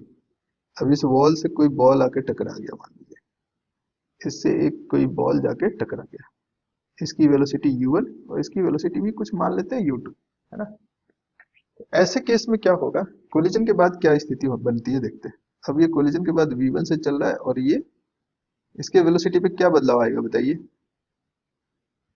चींटी हाथी से टकरा जाएगा तो हाथी को क्या फर्क पड़ना है, वैसे इस वॉल को कोई फर्क नहीं पड़ना है, यानी इसका v2 जो है वो u2 के जैसा ही रहेगा। आप यहाँ से डायरेक्ट प्रोसीड करना शुरू कर सकते हैं। तो v1 कैसे पता चलेगा, तो वेलोसिटी ऑफ सेपरेशन वाला कॉन्सेप्ट इसमें लगाइए, जल्दी से हम लोग आंसर तक पहुंच जाएंगे। v1 ये ज्यादा रफ्तार पकड़ लिया है तो v2 माइनस v1, ऐसा हम लोग मानते हैं, दोनों का डिफरेंस सेपरेशन होना चाहिए, is equal to velocity of approach क्या था u1 माइनस u2। अब हम v2 को कह रहे हैं कि ये सेम एज u2 है, तो v1 क्या हो जाएगा u1 माइनस u2, ये u2 फिर इधर से एक u2 और गया 2u2 minus u1 is equal to v1, यानी v1 जो है वो माइनस u1 प्लस 2u2 है। मतलब कि ये जितना वेलोसिटी से चला था उतने से वो उल्टा जाने की कोशिश करेगा, लेकिन क्योंकि आगे वाला कुछ वेलोसिटी से चल रहा था वॉल भी, तो उसका डबल करके उसमें वेलोसिटी जोड़ देंगे। तो ये जो वेलोसिटी है v1 वो u1 से या तो बहुत छोटा हो चुका है या फिर वो उल्टा हो चुका है ना। और इन केस अगर कई केसेज में ऐसा होता है कि वॉल रेस्ट पे अगर u2 अगर जीरो है तो ये भी जीरो रहेगा और ये वाला टर्म भी जीरो रहेगा, तब आप बॉल का वेलोसिटी माइनस u1 का मतलब उल्टा सेम रफ्तार से वो वापस चला जाएगा। ऐसा भी कुछ केसेज हम लोग को मिलता है ना। आइए अब इस पे एक सवाल देखते हैं, बढ़िया सवाल है। कह रहा है heavier sphere moving eastward with a certain velocity v।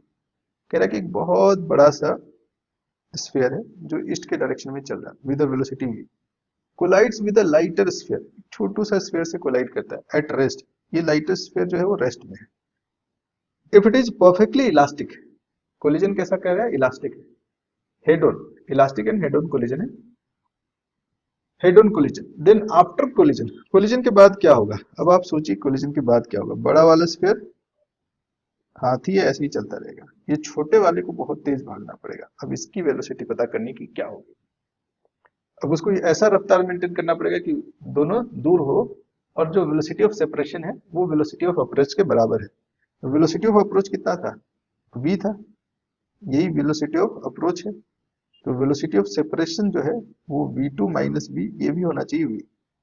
तो आप समझ सकते हैं कि वेलोसिटी ऑफ सेपरेशन होना चाहिए 2v। अब सारे ऑप्शंस को चेक करते हैं। पहला कह रहा है heavier space moves westward with same velocity speed, ये कहना चाह रहा है कोई हाथी चिट्टी से टकराया वो उसी से बाउंस बैक कर जाए सेम वेलोसिटी से, ऐसा होगा, संभव नहीं है। Heavier space comes to rest, बड़ा सा बॉल छोटे से टकराया और उस टकराव के प्रभाव से रुक गया, ऐसा भी नहीं है संभव। Lighter sphere moves eastward with velocity v2 और 2v अप्रोक्सीमेटली, ये एकदम बिल्कुल सही बात कह रहा है ऑप्शन सी। सी सही है, अगला चेक करने की जरूरत भी नहीं, फिर खैर चेक कर लेते हैं। कह रहा lighter sphere moves eastward with velocity v approximately. कह रहा छोटा वाला जो ईस्ट की तरफ v वेलोसिटी से चलने लगेगा, तो बड़ा वाला भी v से चल रहा है, छोटा वाला भी v से चलेगा, तो दोनों का वेलोसिटी ऑफ सेपरेशन हो जाएगा 0, जो कि इलास्टिक कोलिजन का केस नहीं है। इन इलास्टिक में ऐसा हो सकता था, पर कह रहा कि केस इलास्टिक का है तो ये भी पॉसिबल नहीं है। तो इस तरह से कई बार अगर कुछ स्पेशल केसेस दिए गए हो तो वहां पूरा फॉर्मूला यूज करके या पूरा डेरिवेशन ना यूज करके आप डायरेक्ट भी आंसर गेस कर सकते हैं, है ना।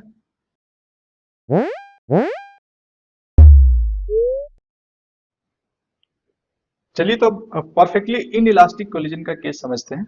परफेक्टली इन इलास्टिक कोलिजन में हम लोगों ने क्या क्या चीजें देखी थी, है ना। फिर हमारा एक्सपेक्टेशंस वही है, कोलिजन के पहले जो स्पीड है वो गिवन है, मास पता है, और ये पता कि इन इलास्टिक कोलिजन हो रहा है, तो कोलिजन के बाद का जो वेलोसिटी है क्या वो पता लगाया जा सकता है। तो चेक करते हैं। कोलिजन से पहले दोनों की वेलोसिटी गिवन है, मान लेते हैं u1 और u2, मास है m1 और m2। अगर आप कह रहे हैं कि ये परफेक्टली इन इलास्टिक कोलिजन है, तो कोलिजन के बाद दोनों बॉल एक साथ मूव करने लगता है, v1 v2 बराबर हो जाता है v के। हाँ सर, तो यहाँ पे आप कोफिशिएंट ऑफ रेस्टिट्यूशन का कॉन्सेप्ट यूज कर चुके हैं। Velocity of separation by velocity of approach is 0, मतलब वेलोसिटी ऑफ सेपरेशन 0 हो यानी वेलोसिटी बराबर होगा, है ना। अब एक ही कॉन्सेप्ट सिर्फ यूज करना है जिससे फट से हम लोग आंसर तक पहुंच सकते हैं। कोलिजन कैसा भी हो, इलास्टिक हो, इन इलास्टिक हो, परफेक्टली इन इलास्टिक भी हो, पर linear momentum before and after collision same रह जाता है, या पूरे कोलिजन के दौरान भी सेम ही रहता है। हमें यहाँ बिफोर एंड आफ्टर की बात करना, before collision and after collision, है ना। लीनियर मोमेंटम की अगर बात करेंगे तो m1 plus m2 into v, ये लीनियर मोमेंटम आफ्टर कोलिजन है, is equal to m1 u1 plus m2 u2। तो फट से यहाँ v की वैल्यू मिल जाएगा m1 u1 plus m2 u2 divided by m1 plus m2, है ना। अब फाइनल वेलोसिटी मिल गया, तो अब फाइनल लीनियर मोमेंटम दोनों का पता कर सकते हैं, अलग अलग भी एक साथ भी। अलग अलग पता कर ली तो एक पहले का लीनियर मोमेंटम हमें पता है, चेंज इन लीनियर मोमेंटम कितना है ये भी पता कर सकते हैं। और एक चीज और पता कर सकते हैं कि जो टोटल काइनेटिक एनर्जी है के फाइनल, वो इनिशियल काइनेटिक एनर्जी से बड़ा है, छोटा है या सेम रहेगा, ये भी चेक किया जा सकता है।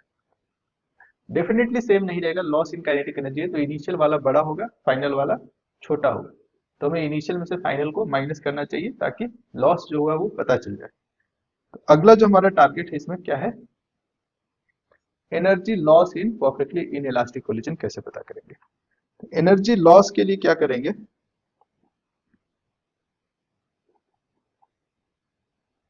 एनर्जी में भी कौन सी एनर्जी की बात कर रहे हैं, काइनेटिक एनर्जी लॉस। उसके लिए आपको के इनिशियल माइनस के फाइनल करना होगा। क्यों के इनिशियल माइनस के फाइनल, यहाँ लॉस की बात हो रही है, मतलब फाइनल जाके कम हुआ है, तो इनिशियल बड़ा है, फाइनल छोटा है। जब डिफरेंस लेंगे तो पॉजिटिव आएगा, अगर पॉजिटिव आया तो सही में लॉस हुआ है, नेगेटिव आ जाए डिफरेंस तो लॉस नहीं हुआ है, गेन हुआ है ना। तो जब गेन पता करने के लिए कहा जाएगा तो फाइनल माइनस इनिशियल, या चेंज पता करने के लिए कहा जाएगा तो फाइनल माइनस इनिशियल। और अगर लॉस कह रहा है तो इनिशियल माइनस फाइनल करना, और जब डिफरेंस पता करना है तो किसी से किसी को भी सब्ट्रैक्ट कर लीजिए, डिफरेंस हमेशा जनरली पॉजिटिव में दिखाया जाता है। तो लॉस पॉजिटिव नेगेटिव हो सकता है, लेना हमेशा इनिशियल माइनस फाइनल है। अगर पॉजिटिव आया मतलब सही में लॉस, नेगेटिव आया मतलब उल्टा, घाटा की जगह फायदा, है ना। अब कैसे करेंगे सर, के इनिशियल तो अपना half m1 u1 square plus half m2 u2 square है, ये पता है। फाइनल पता है m1 प्लस m2 दोनों साथ चल रहा है, वेलोसिटी है v, दोनों का वेलोसिटी कॉमन हो गया v।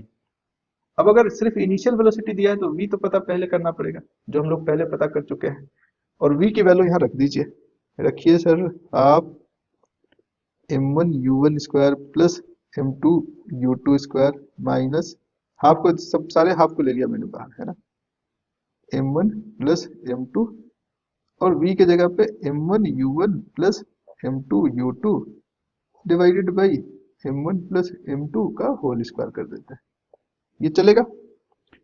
ठीक है सर, चला लेते हैं काम। अब क्या करें, हाफ बाहर है अपना,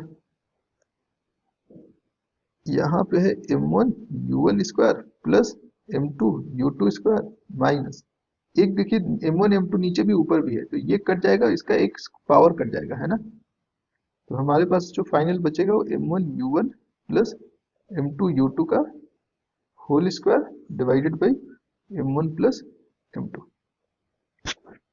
और क्या कर सकते हैं इसके साथ,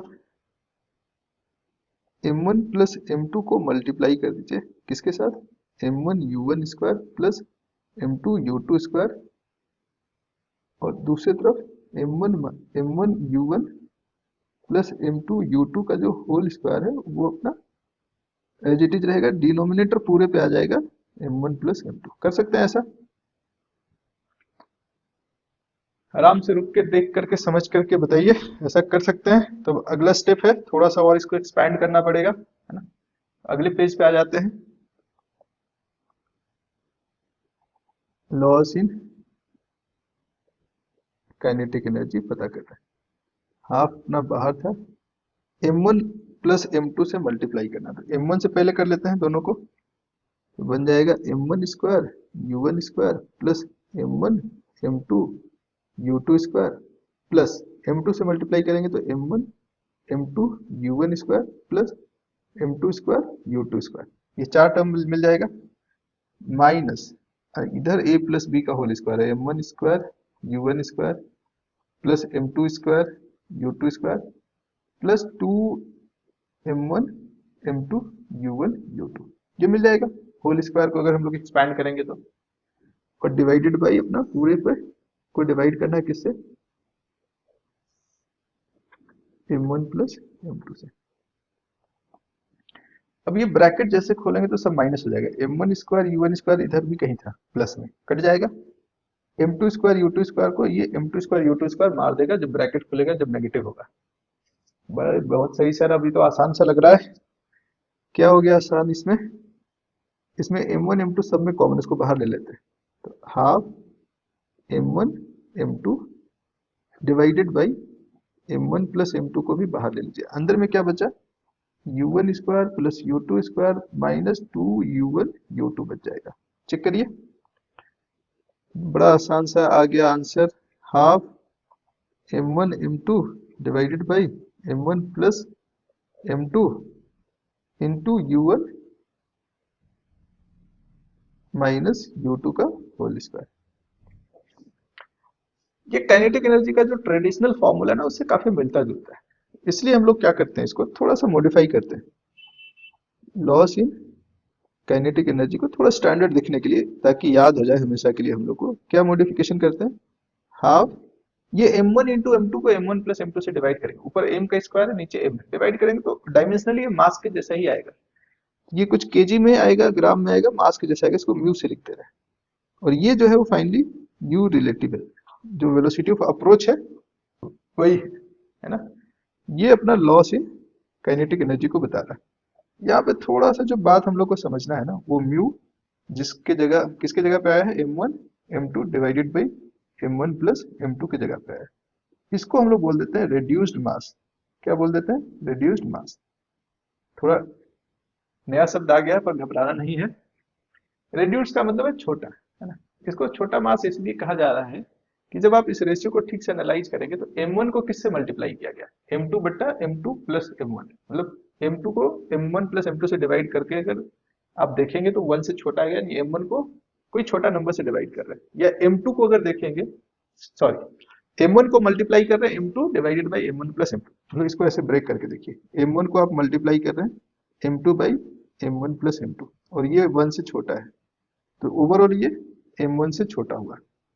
अब अगर ऐसे m2 को अलग करके देखिए तो आप इसको मल्टीप्लाई कर रहे हैं m1 divided by m1 plus m2 से, ये फिर 1 से छोटा है, तो फाइनली ये ओवरऑल m2 से भी छोटा हो जाएगा। यानी म्यू का जो वैल्यू है m1 m2 दोनों से छोटा आने वाला है, इसीलिए इसको रिड्यूस्ड मास बोल देते हैं, है ना, और कोई कारण नहीं है। ओवरऑल याद क्या रखना है, loss in kinetic energy half mu u relative या v रिलेटिव कहीं कहीं दिखाता है उसका स्क्वायर है, जैसे हाफ mv स्क्वायर याद रखते हैं उसी फॉर्मेट में इसको याद रखना है। और जो म्यू है, म्यू की वैल्यू क्या रखना है, m1 m2 divided by m1 plus m2, u relative जो है वो वेलोसिटी ऑफ अप्रोच को बता रहा है। दोनों सेम डायरेक्शन में चल रहा है तो लेंगे u1 माइनस u2, दोनों अपोजिट डायरेक्शन में चलता हुआ आ रहा है तो दोनों को ऐड भी कर सकते हैं, कर नहीं सकते, करना है।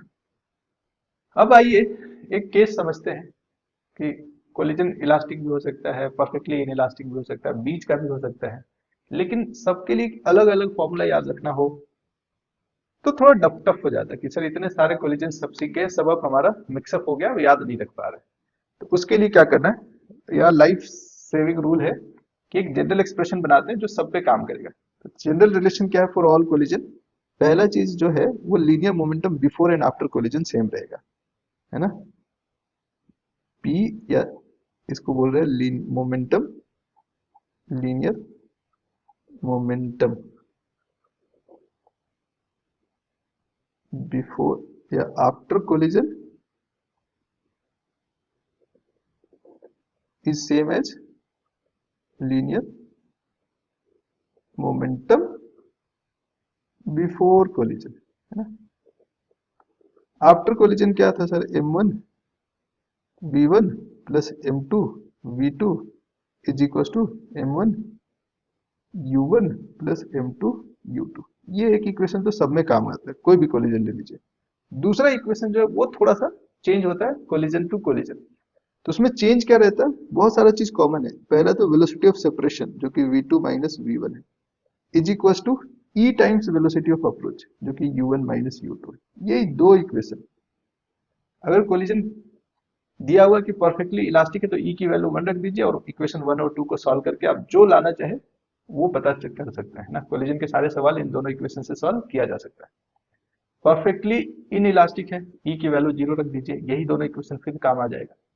बीच का कोई कोलिजन है, ई की वैल्यू 0.5 है तो 0.5 रख दीजिए, फिर से दो इक्वेशन मिल जाएगा v1 v2 में, सॉल्व करके हम लोग v1 v2 की वैल्यू पता कर सकते हैं। ई की वैल्यू 0.2 है, 0.3 है, 0.5 कुछ भी है, जो भी ई की वैल्यू आएगा, जैसा भी नेचर ऑफ कोलिजन दिया हुआ, बस यही दो इक्वेशन आपको याद रखना है, सारे सवाल सॉल्व किए जा सकते हैं। कोलिजन को पूरा समराइज करना है तो इन्हीं दो इक्वेशन में समराइज किया जा सकता है। यानी आप कोई भी सवाल को सॉल्व करने के लिए इन दो इक्वेशन से स्टार्ट कर सकते हैं। अगर आपने सारा, अगर लंबा समय हुआ तो इक्वेशंस भूल जाएंगे, बहुत स्वाभाविक सी बात है, पर इन दोनों को नहीं भूलिएगा, ये आपका लाइफ सेवर का काम करेगा। जब कोई काम ना आए तो ये दोनों काम आएंगे ही आएंगे, है ना। चलिए अब एक सवाल ट्राई करते हैं इसी कॉन्सेप्ट को यूज करते हुए। कह रहा है ball moving with velocity 2 metre per second collides head on with another stationary ball of double the mass। यहाँ मास एक 1 है, m है, दूसरा का 2m है, दूसरा रेस्ट में है, एक चल रहा था 2 मीटर पर सेकेंड से। If the coefficient of restitution is 0.5 then their velocities in meter per second after collision will be। अब ये कोलिजन कैसा है, बीच का है, बीच का मामला है, तो कोलिजन के बाद वेलोसिटी क्या होगा आफ्टर कोलिजन, ये पता करना है। तो हमने अभी भी क्या बताया कि मान लेते हैं कि वेलोसिटी v1 एंड v2 है, अप्लाई क्या करना है, m1 v1 यानी m into v1 plus m2 v2, m2 कितना है 2m इंटू v2, ये बराबर होगा m1 u1 यानी m इंटू 2, u1 कितना था 2 प्लस m2 u2 जो कि 0 है। तो यहां से आप देखेंगे m कैंसिल हो जाएगा, v1 plus 2v2 is equal to, m तो कैंसिल हो गया, इज इक्वल टू 2। ये इक्वेशन नंबर 1 मिल गया। लीनियर मोमेंटम कंजर्वेशन से इक्वेशन 1 मिल गया। 2 कैसे मिलेगा, वेलोसिटी ऑफ सेपरेशन जो कि v2 माइनस v1 है बराबर है कोफिशिएंट ऑफ रेस्टिट्यूशन दिया है इस पर 0.5, velocity of approach u1 minus u2, u1 कितना है 2, है ना। तो ये v2 minus v1 is equal to 0.5, u1 कितना है 2, है ना, u2 है 0, v2 minus v1 is equal to 1, equation 2 मिल गया। अब ये दो इक्वेशन, दो वेरिएबल v1 और v2 सॉल्व करके v1 और v2 की वैल्यू पता करनी, कैसे करेंगे, अब इसके आगे भी बताना पड़ेगा। इक्वेशन 1 और 2 को ऐड कर लीजिए सीधे, है ना, v1 से v1 कट जाएगा, 3v2 इज इक्वल टू 3 यानी v2 इज इक्वल टू आ रहा है 1। हो ये 1 मीटर पर सेकंड से चलने लगा। अगर ये 1 मीटर पर सेकंड से चल रहा है तो v1 की वैल्यू क्या होगा, v1 के लिए क्या करें, किसी एक में वैल्यू डाल दीजिए, यहाँ पे लाके डाल दीजिए v1 की वैल्यू 2 इंटू 1 और इधर 2 है तो हो जाएगा v1 is equal to 2 minus 2v2, v2 हमें मिल चुका है 1, 2 माइनस 2 इंटू 1, ओहो 0, ये आ गया रेस्ट पे। आगे वाला रेस्ट में था, पीछे वाला रेस्ट पे आ गया, दोनों का मास सेम नहीं है ना, सेम रहता तो ऐसा होता है जनरली एक्सचेंज ऑफ वेलोसिटी, पर मास सेम नहीं है, लेकिन कोलिजन भी परफेक्टली इलास्टिक नहीं है, ये देखिए ध्यान दीजिए। ई की वैल्यू यहाँ कोफिशिएंट ऑफ रेस्टिट्यूशन जो है वो 0.5 दिया हुआ है, इसलिए ऐसा हुआ है ना। खैर, हमें क्वेश्चन सॉल्व करते समय दो इक्वेशन का ध्यान रखना है, एक लीनियर मोमेंटम को कंजर्व करा के मिलता है और दूसरा कोफिशिएंट ऑफ रेस्टिट्यूशन से, उससे आपके सारे सवाल सॉल्व हो जाएंगे। चलिए अब अगला सवाल देखते हैं। कह रहा है body A of mass 4m moving with speed u collides with another body b of mass 2m। एक है 4m और दूसरा है 2m, है ना। पहला चल रहा था u से और दूसरा जो है रेस्ट में है। The collision is head on and elastic in nature. Elastic in nature मतलब e की वैल्यू कह रहा है 1 है। After collision the fraction of energy lost by the colliding body A से ए का एनर्जी कम हुआ होगा, बी का बढ़ा होगा, क्योंकि कोलिजन इलास्टिक है तो total overall total energy before and after collision is same, but individual का तो चेंज हुआ है। तो आपको बताना है कि ए का एनर्जी कितना चेंज हुआ है। ओके, उसके लिए हमें फिर से वही फाइनल वेलोसिटी तो पता करना ही करना है, उसके बिना कोई रास्ता है नहीं।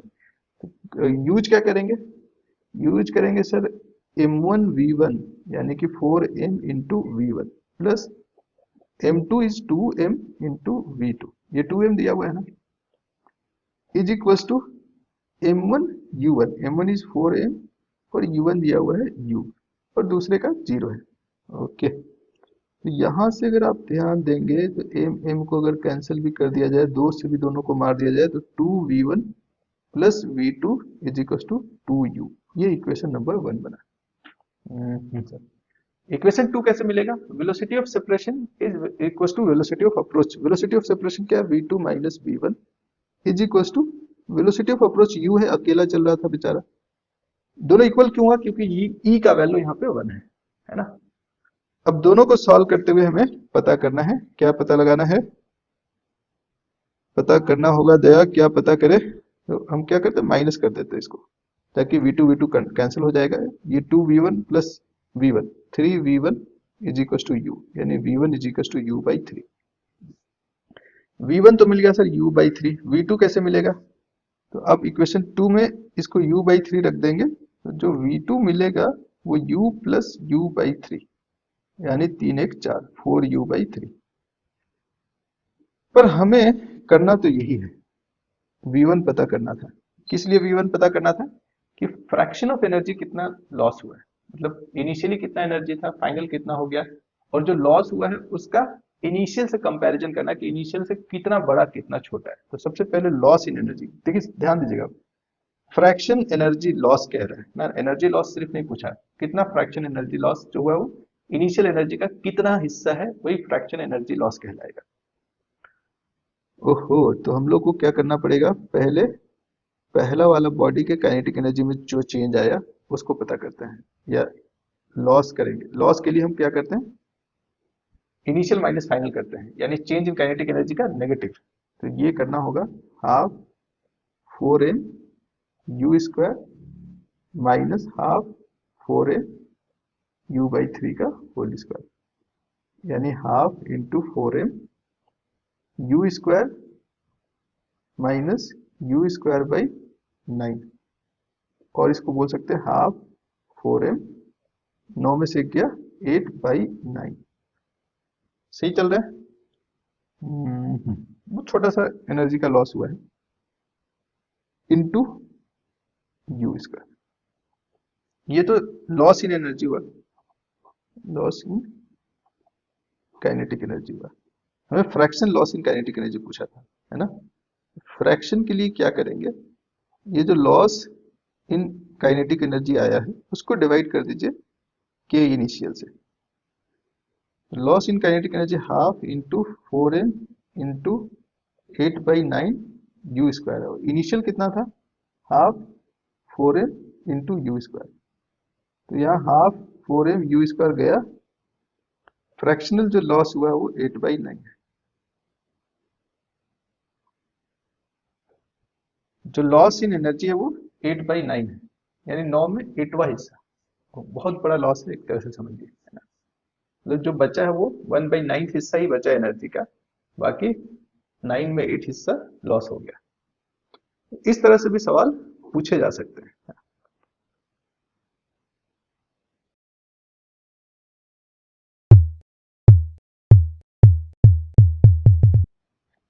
चलिए तो एक बहुत ही बढ़िया प्रैक्टिकल यूज केस समझते हैं कोलिजन का, बाउंसिंग ऑफ बॉल। कई बार आपने इसको एक्सपीरियंस किया होगा खेल खेल में, है ना। जब कोई बॉल को आप एक सर्टेन हाइट से गिराते हैं, तो नीचे गिरने के बाद बॉल जब बाउंस बैक करेगा तो ये सेम हाइट तक नहीं जाता है ना। जब ये रिटर्न वापस आएगा तो सेम हाइट तक नहीं जाएगा। तो मान लेते हैं कि ये कुछ कम हाइट तक गया, ये ऊपर वापस जब गया तो थोड़ा कम हाइट तक गया, इधर से गिरा, फिर जब ऊपर गया तो कम हाइट से गया, तो फिर ये वापस आएगा। वहां ऊपर जाने के बाद ऊपर नहीं टिका रहेगा, वहां से ये फिर वापस आएगा। अलग अलग लाइन पे दिखा रहे हैं ताकि पिक्चर क्लियर रहे। ये फिर आके नीचे गिरेगा और नीचे गिरने के बाद ये फिर ऊपर जाएगा। हाँ सर, अगली बार ये और थोड़ा सा कम जाएगा, है ना। फिर ये नीचे आएगा, फिर ये ऊपर चला जाएगा, फिर थोड़ा कम हाइट ऊपर जाएगा, और ये प्रोसेस चलता रहेगा। अगर हम बात करें कि कितने बार चलेगा, तो नियम से तो इन्फिनाइट नंबर होगा, है ना।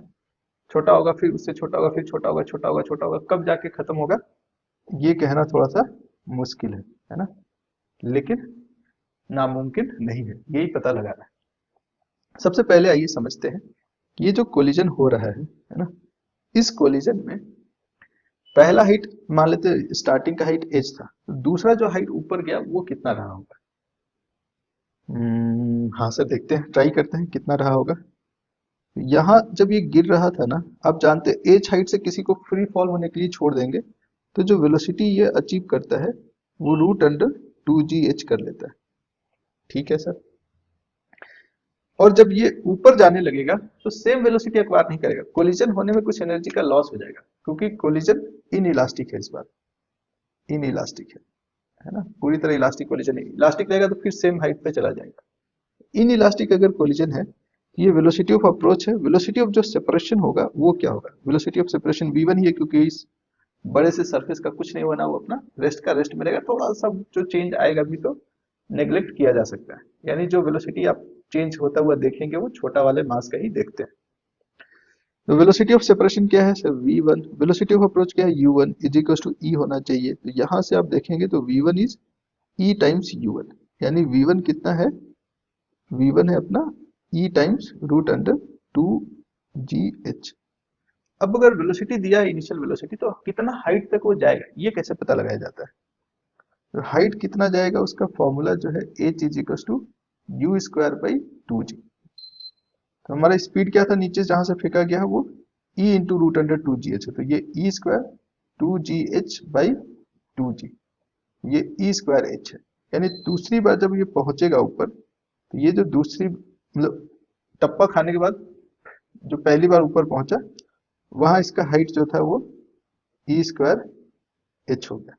ओहो, और वेलोसिटी जो था e इंटू यू हो जा रहा है। अब जब दूसरी बार वापस नीचे आएगा ना, तब इसका वेलोसिटी फिर कितना होगा, तो फिर रूट अंडर 2gh लगा लेंगे। जब ये दूसरी बार यहाँ पे आया तो u2 मान रहे हैं नीचे गिरने का वेलोसिटी, है ना। u2 अगर आप इसको मान रहे हैं तो u2 is root under 2g e square h। ओहो, ये e इंटू रूट 2gh है। यानी पहली जब बार जब वो गिर रहा था तो रूट अंडर 2gh था, अब ये e times root under 2gh हो गया। यानी जिस स्पीड से ऊपर जा रहा था उसी स्पीड से जब नीचे आएगा तो सेम स्पीड एक्वायर कर लेगा, लेकिन जब ऊपर जाने लगेगा तो फिर ये e टाइम्स कम हो जाएगा, है ना। यानी जब ये ऊपर जाने लगेगा सेम बॉल, जब ये ऊपर जाने लगेगा तो ये क्या हो जाएगा, e टाइम्स eu, यानी e स्क्वायर u हो जाएगा। तो वेलोसिटी जो है वो बार बार चेंज हो रहा है। अच्छा, जो वेलोसिटी है इसको फिर हम वही करेंगे स्क्वायर बाई 2g, तो अपना यू स्क्वायर बाई 2g जो है ना प्रॉपर, जिसको हम u मान रहे थे, वो तो अपना h के बराबर है। अगर इसको देखा जाए, पहले शुरू वाला यू स्क्वायर बाई 2g जो है वो h के बराबर है। अब ये ई स्क्वायर यू का होल स्क्वायर बाई 2g करेंगे, तो जब ये ऊपर पहुंचेगा तो जो नया h आएगा ना, कैलकुलेट करके देखिएगा, वो e to the power 4 into h आ जाना है। e 1 से क्योंकि छोटा है, उसका स्क्वायर, उसका 4, उसका पावर 6, ये और छोटा होता चला जाएगा, इसलिए हर बार हाइट छोटा होता चला जाएगा। तीसरी बार ये हाइट जो है वो और छोटा हो जाएगा, e टू द पावर 4 के बाद ये e⁶ आ जाएगा सिमिलरली, है ना। तो ऐसे करते करते करते धीरे धीरे धीरे हाइट छोटा होता चला जा रहा है। पर हमें जो मेन ऑब्जेक्टिव है हमारा वो पता लगाना है कि इसको, ये जो कोलिजन है वो कब जाके शांत होगा, कब जाके खत्म होगा, कितना समय लगेगा। तो समय के लिए हम लोग क्या करते हैं, कोलिजन में समय के लिए क्या करते हैं वो पहले देखते हैं। पहली बार जब नीचे आया ना तो इसको टी नॉट टाइम लगा। टाइम को कैसे पता करते हैं, वही फॉर्मूला लगाएंगे, u y is equal to u plus half g t square, y अपना एच है, यू जीरो है, plus half g t square, तो टी हो जाएगा अपना √2h/g।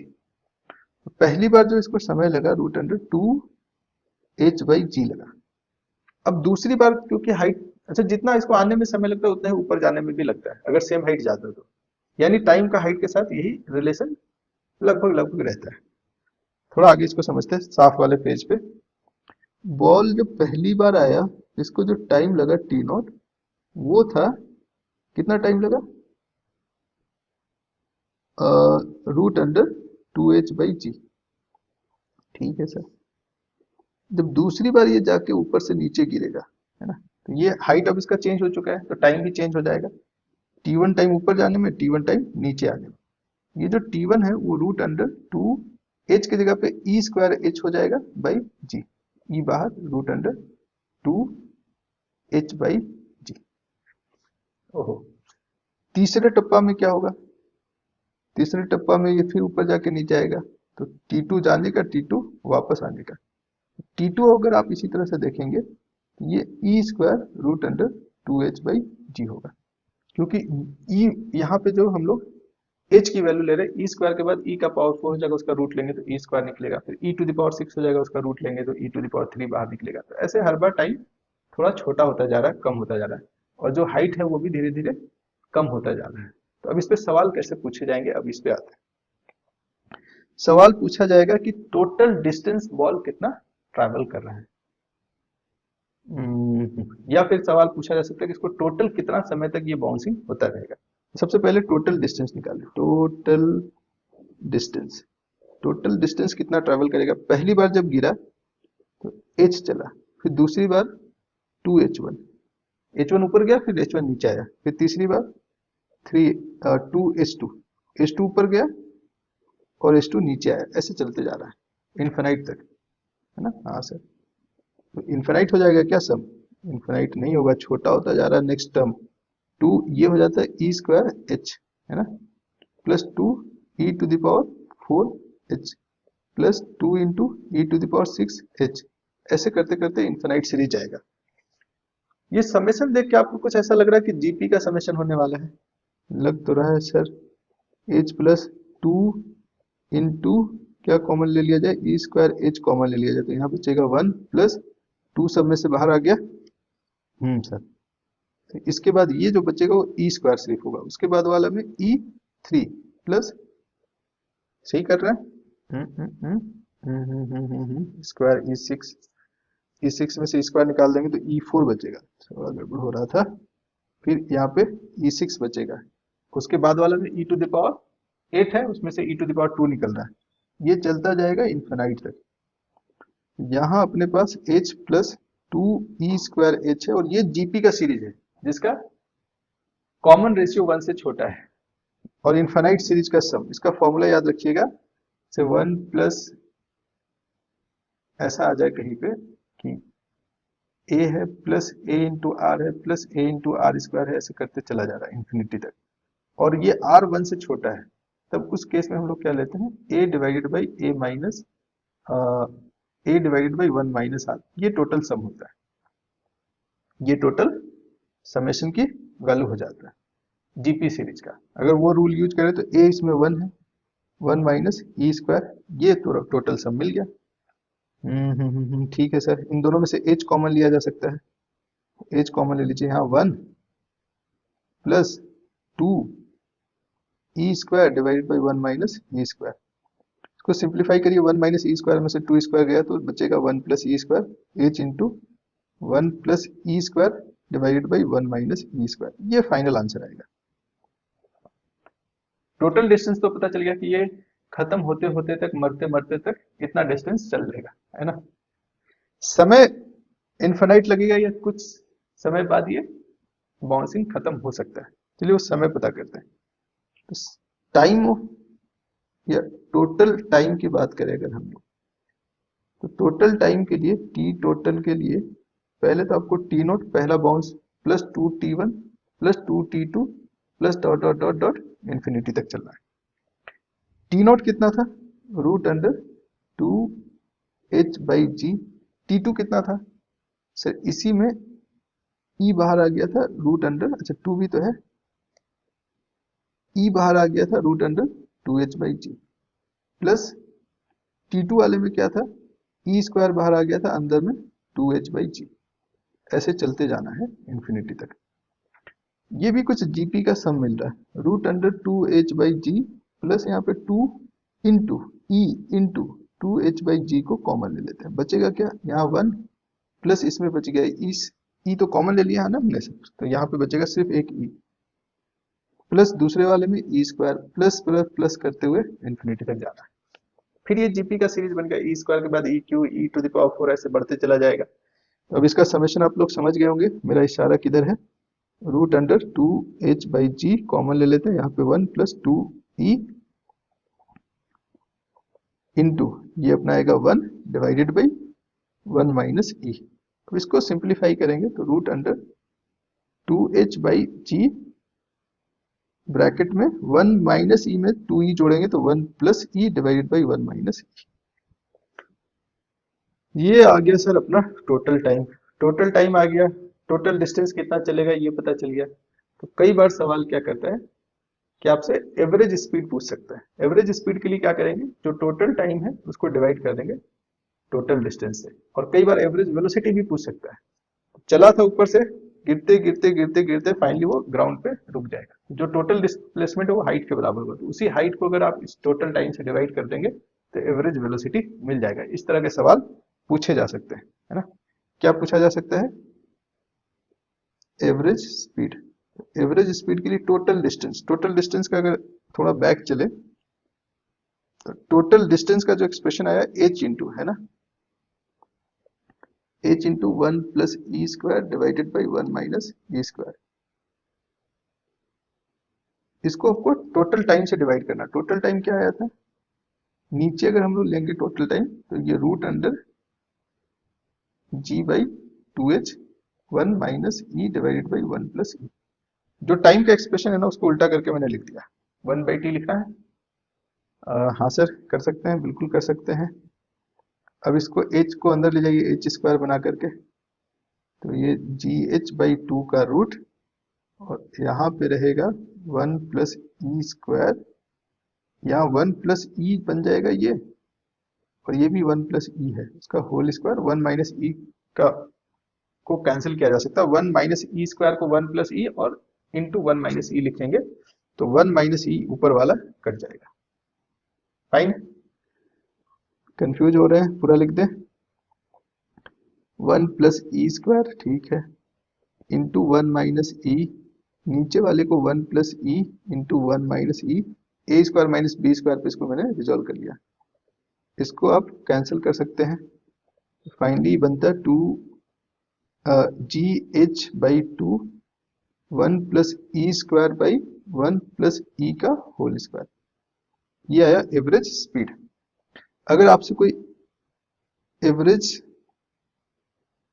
वेलोसिटी पूछ ले तब वेलोसिटी के लिए सीधा सा है डिस्प्लेसमेंट लेते हैं। डिस्प्लेसमेंट तो h ही हुआ, जो शुरू में हाइट था और लास्ट में नीचे ग्राउंड पे ही आके रुकेगा। तो जो हाइट था फाइनल पोजीशन और इनिशियल पोजीशन, उनके बीच का जो गैप है वो h का है, यही डिस्प्लेसमेंट है। और टाइम अपना रूट अंडर 2h/g 1, टाइम में ऊपर 1 प्लस ई, नीचे 1 माइनस ई लेते हैं। इसको सिर्फ रीअरेंज कर लीजिए, ये root under hg/2 into 1 minus e divided by 1 plus e हो जाएगा। तो इस तरह से घुमा फिरा के सवाल पूछा जा सकता है, पर आपको कंफ्यूज नहीं होना है, कॉन्सेप्ट बहुत साफ है।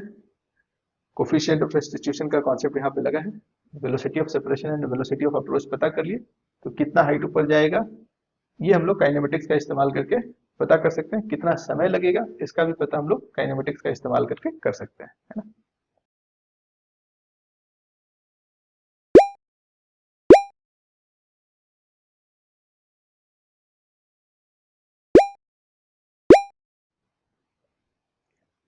चलिए अब इसी प्रोसेस में हम लोग समझते हैं ऑब्लिक कोलिजन्स अगर आ जाए तो उसके क्वेश्चंस को कैसे सॉल्व किया जा सकता है।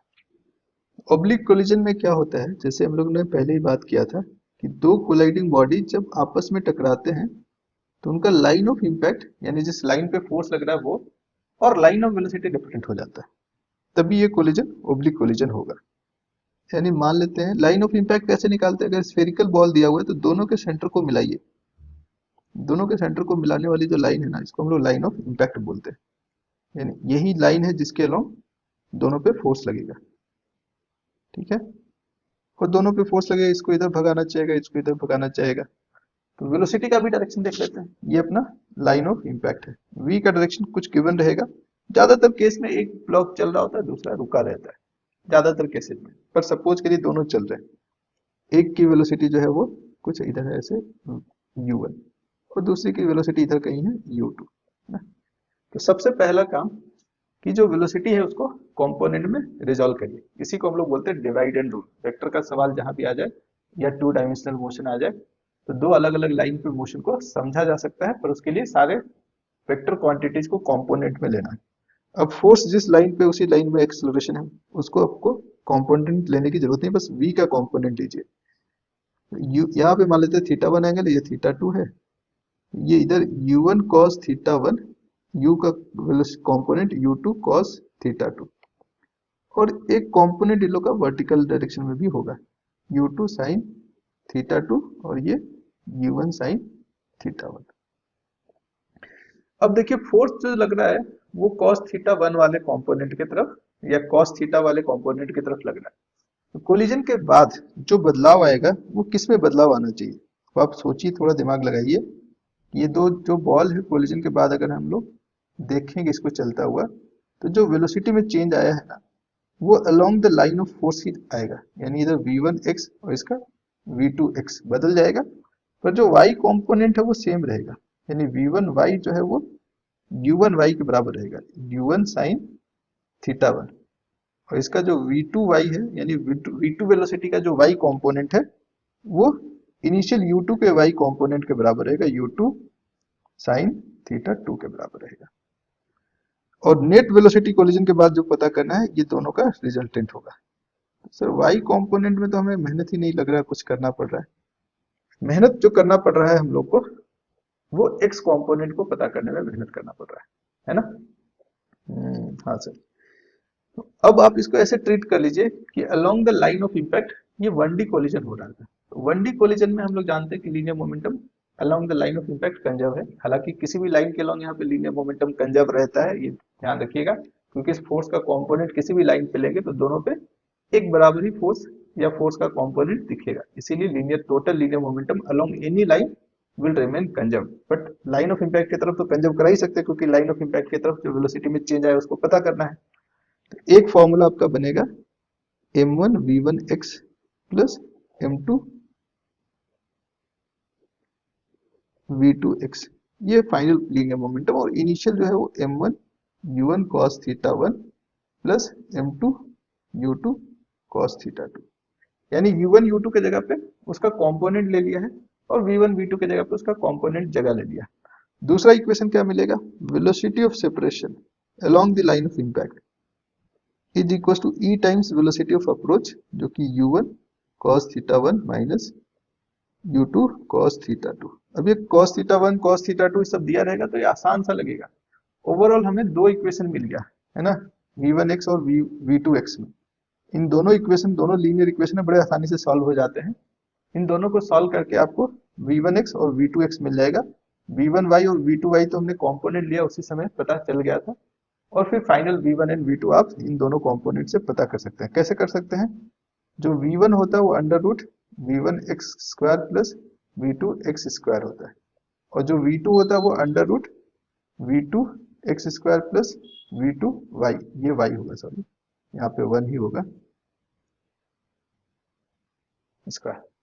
यानी दो 90 डिग्री पे अगर कॉम्पोनेंट है तो उसका रिजल्टेंट कैसे लिया जाता है ये हम लोग को पता है। उसी कॉन्सेप्ट को यूज करके आप फाइनल वेलोसिटी पता कर सकते हैं। अब आइए देखते हैं इसको क्वेश्चन सॉल्व करने में कैसे अप्लाई करते हैं, है ना? तब आपको ज्यादा मजा आएगा। जैसे यहाँ पे इस क्वेश्चन को ध्यान से समझिए, ओब्लिक कोलिजन का ही एग्जांपल है। कह रहा है small particle travelling with velocity v collides elastically with spherical body of equal mass. ये छोटा सा जो बॉल है और ये बड़ा सा जो बॉल है, मास दोनों का कह रहा है इक्वल है, ठीक है, मान लेते हैं। ये इलास्टिकली कोलाइड कर रहा है, बड़े वाले मास का रेडियस r है, इनिशियली केप्ट एट रेस्ट, ये अपना रेस्ट पे था और इसकी वेलोसिटी v दी हुई है। The centre of this spherical body is located at a distance rho. ये रो जो है वो इसके सेंटर का डिस्टेंस बता रहा है from the line of velocity, from the direction of motion of the particle. Find the velocity of the two particles. Collision के बाद दोनों की वेलोसिटी क्या होगी ये बताना है। थोड़ा कॉम्प्लेक्स लग रहा है? हाँ सर लग रहा है, अभी सॉल्व हो जाएगा। ये पार्टिकल चल के यहाँ आया, है ना। अब पहले सबसे पहले क्या पता करिए, line of impact. Line of impact, ये छोटा स्फीयर और बड़ा स्फीयर का सेंटर मिला दीजिए, ये लाइन ऑफ इम्पैक्ट है। ठीक है सर, मिल गया लाइन ऑफ इम्पैक्ट।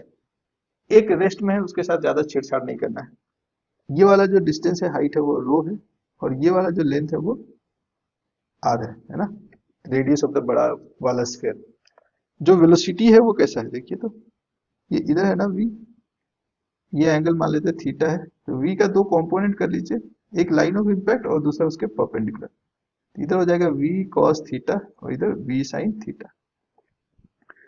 अब लाइन ऑफ इम्पैक्ट की तरफ ऐसा समझिए कि एक बॉल आके टकराया v cos थीटा स्पीड से और दूसरा रेस्ट पे था, और दोनों की मास जो है वो सेम है, इसका मास और इसका मास भी सेम है। इक्वल मास कोलिजन इलास्टिक क्या होना चाहिए, अभी हम लोगों ने सीखा है। दो इक्वल मास कोलिजन इलास्टिक है तो क्या करेंगे, एक्सचेंज ऑफ वेलोसिटी हो जाता है ना। मतलब कोलिजन के बाद ये जो स्फीयर है v cos थीटा से चलने लगेगा, और y कंपोनेंट तो उसका कुछ था ही नहीं। ये जो बड़ा वाला स्फीयर है ना, इसमें कोई दिमाग नहीं लगाना है, ये चलने लगेगा v cos थीटा से, और जो छोटा वाला स्फीयर है उसका लाइन ऑफ इम्पैक्ट के अलोंग वेलोसिटी 0 हो जाएगा, पर y कंपोनेंट तो एज इट इज रह जाएगा ना, ये v sin थीटा से चलने लगेगा x के डायरेक्शन में, यानी कि लाइन ऑफ इम्पैक्ट के डायरेक्शन में जो वेलोसिटी था वो एक्सचेंज हो गया किसके साथ, जो रेस्ट में था उसके साथ। तो अब इसका एक लाइन ऑफ इम्पैक्ट के अलोंग वेलोसिटी 0 रह जाएगा।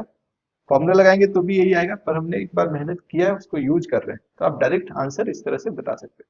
और कोलिजन के बाद दोनों 90 डिग्री पे भागेगा, एक का वेलोसिटी v cos थीटा और दूसरे का v sin थीटा हो जाएगा। हमने क्या किया, इसमें हमने कहा कि एक ऐसे समझिए कि एक ऐसा है, लाइन ऑफ इम्पैक्ट ये रेस्ट था और ये v cos थीटा से आके टकराया, है ना। लाइन ऑफ इम्पैक्ट की तरफ पहले विजुअलाइज करिए। कोलिजन के बाद ये भागने लगेगा v cos थीटा से और ये आ जाएगा रेस्ट में। लेकिन इसके अलावा हमें y कंपोनेंट को भी ध्यान में रखना था। इसका एक y कंपोनेंट था v sin थीटा, तो ये जो v sin थीटा है इस पे कोई फोर्स नहीं लगा इस डायरेक्शन में, इसीलिए ये एज इट इज रह जाएगा। तो v sin थीटा इसके पास वेलोसिटी रह जाएगा, और जो लाइन ऑफ इम्पैक्ट की तरफ वेलोसिटी था वो खत्म हो गया, नष्ट हो गया। पॉइंट क्लियर है? बड़े आसानी से सवाल सॉल्व होते हैं, इसमें कुछ घबराने की जरूरत नहीं है, बड़े आराम से होगा। ऑब्लिक कोलिजन सुन के बहुत डरावना लगता है, पर क्वेश्चंस बड़े आसान होते हैं। अब देखिए इसको ट्राई करते हैं। कह रहा है ball strikes a smooth horizontal ground eight an angle of 45 degree with the vertical, what can not be the possible angle of its velocity with the vertical after the collision. कह रहा है कि एक बॉल ग्राउंड पे आके टकराता है और वर्टिकल के साथ ये एंगल 45 डिग्री का बना करके आया, यहाँ पे आया। तो मान लेते हैं कोलिजन से पहले यहाँ जो कोलिजन हो रहा है कैसा हो रहा है समझिए, ये लाइन ऑफ वेलोसिटी है और ये नॉर्मल जो है वो लाइन ऑफ इम्पैक्ट भी है, इसी डायरेक्शन में फोर्स लग सकता है। तो v तो लाइन ऑफ इम्पैक्ट की तरफ नहीं था, तो ये u है मान लेते हैं, ये एंगल कितना है, थीटा है। u का दो कंपोनेंट होगा, हाँ सर, एक लाइन ऑफ इम्पैक्ट की तरफ u cos थीटा और एक उसके ठीक परपेंडिकुलर इस तरफ u sin थीटा। अब कोलिजन के बाद बदलेगा कौन, यही बदलेगा। तो आप ऐसे समझिए कि ये लाइन ऑफ इम्पैक्ट की तरफ आ रहा था u cos थीटा से, जैसे भी हमने बाउंसिंग ऑफ बॉल में डिस्कस किया कि u cos थीटा से आ रहा है तो बाउंस करने के बाद किस स्पीड से ऊपर जाएगा? बाउंस करने के बाद जो ये स्पीड है वो छोटा हो जाएगा इससे। क्यों छोटा हो जाएगा? वो e times u cos theta होता है। Velocity of separation is e times velocity of approach. तो आप देखिए ये जो वर्टिकल कंपोनेंट है वो छोटा हो गया। यहाँ पे आप देखेंगे ये हॉरिजॉन्टल कंपोनेंट है, ये वर्टिकल कंपोनेंट है ना। यहाँ वर्टिकल कंपोनेंट आप जैसे tan थीटा की वैल्यू निकालेंगे। अब ये जो फाइनल वेलोसिटी इधर है अभी, इसका ये अल्फा हो गया वर्टिकल के साथ, इधर ये थीटा से आ रहा था। तो अगर आप देखेंगे तो tan अल्फा जो है वो ये हॉरिजॉन्टल वाला कंपोनेंट यानी u sin theta divided by e times u cos theta इसके बराबर होगा। इसका जो परपेंडिकुलर इस ट्रायंगल का वो u sin थीटा के बराबर है, और ये जो बेस है वो e cos थीटा के बराबर है, यानी 1 by E into you sine theta by you cos theta किसके बराबर है? tan theta. तो आप यहाँ पे देख रहे हैं tan अल्फा जो है tan थीटा से छोटा है, क्योंकि उसको 1 बाई, छोटा नहीं बड़ा है, सॉरी, e 1 से छोटा है ना। तो आप tan थीटा को e से डिवाइड करना है, तो आपको ओवरऑल e 1 से छोटा है, किसी नंबर को 1 से छोटा नंबर से डिवाइड कर देंगे तो वो नंबर बड़ा हो जाता है। तो tan अल्फा यहाँ पे बड़ा हो जा रहा है tan थीटा से, तो अल्फा भी बड़ा हो जाएगा tan थीटा से, या फिर बराबर हो सकता है, e की वैल्यू 1 भी हो सकता है या 1 से छोटा होगा। तो यहाँ पे जो अल्फा है वो या तो बड़ा होगा या बराबर होगा थीटा का, थीटा से छोटा नहीं हो सकता है। अगर परफेक्टली इलास्टिक है तो दोनों इक्वल हो जाएंगे, यानी जिस एंगल पे है उसी एंगल पे चला जाएगा। और जैसे जैसे कोफिशिएंट ऑफ रेस्टिट्यूशन की वैल्यू कम होते जाएगा, यानी जितना इन इलास्टिक होता जाएगा अल्फा उतना बढ़ता जाएगा। और अगर ई की वैल्यू 0 है तो वो कभी ऊपर उछलेगा ही नहीं, ग्राउंड पकड़ के चलेगा और थीटा 90 डिग्री हो जाएगा। यानी 45 से बड़ा एंगल अल्फा होना चाहिए, 45 से बड़ा, है ना।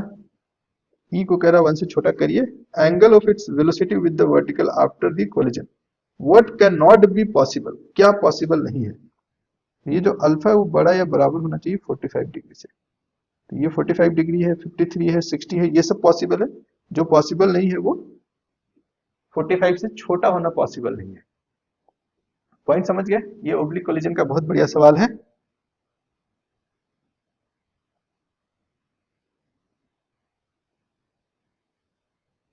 आइए एक और बढ़िया बेहतरीन सवाल करते हैं। कह रहा है ball moving with speed 10 metre per second at an angle of 37 degree. एक बॉल 37 डिग्री के एंगल पे आ रहा है, मूव करता है with the vertical, hits a wall moving up with speed 10 metre per second as shown in the figure. Find out the final speed of the ball after collision if the coefficient of restitution is 1/2. Ball की velocity after collision क्या होगा ये बताना है। तो अब जो ball की वेलोसिटी है ना, पहले तो इसको कंपोनेंट में तोड़ दीजिए ऐसा। क्यों कंपोनेंट में तोड़ रहे हैं? जहां ये कोलाइड करने आ रहा है ना, वहां पे इसका जो दो वेलोसिटी का कंपोनेंट होगा उसमें से एक कंपोनेंट जो लाइन ऑफ इंपैक्ट के परपेंडिकुलर आता है उसमें कोई बदलाव नहीं आएगा, है ना। इधर का कंपोनेंट 10 cos 37, 10 cos 37 कितना होता है सर? 4/5 into 10, 4/5 into 10 is 8। इधर वाला आएगा 6। 10 sin 37, sin 37 3/5 होता है, तो आ जाएगा 6। ठीक है सर, इधर वाला 8, इधर वाला 6, यानी कोलिजन से पहले दोनों नीचे से प्लेटफॉर्म भी ऊपर जा रहा है 10 से, और ये 8 से आ रहा है, तो 18 से दोनों अप्रोच कर रहे हैं। तो कोलिजन के बाद का वेलोसिटी क्या होगा उसको समझते हैं, है ना। कोलिजन के बाद इसकी वेलोसिटी ऊपर वी है और ये 10 से जा ही रहा है, तो हम कॉन्सेप्ट क्या लगाते हैं? वेलोसिटी ऑफ सेपरेशन यानी v minus 10 is equal to e times velocity of approach. Approach कितना से कर रहा था? 10 से, और ये 8 से नीचे आ रहा है, ये 10 से ऊपर जा रहा था, ये 10 और 8 18 हो गया। यानी वी जो होगा वो ई कितना दिया है? हाफ इंटू 18 प्लस 10 यानी 19। तो वी 19 हो गया, वी एक्स अपना 6 का 6 रह जाएगा। तो final speed of the ball after collision क्या होगा? इन दोनों का जो रिजल्टेंट आएगा वही होगा final velocity root under v x square plus v y square होता है, ये root under 6 square plus 19 square, 6 6 36 plus दूसरा आया 19 ना। 19 का हिसाब लगाइए क्या होना चाहिए, क्या होना चाहिए। 19 का हिसाब लगा दे अगर 20 का हो जाता है, 20 इंटू 20 400, 19 इंटू 19 कितना हो जाएगा, 19 इंटू कर देते हैं 20 और फिर एक और 19 घटा देंगे।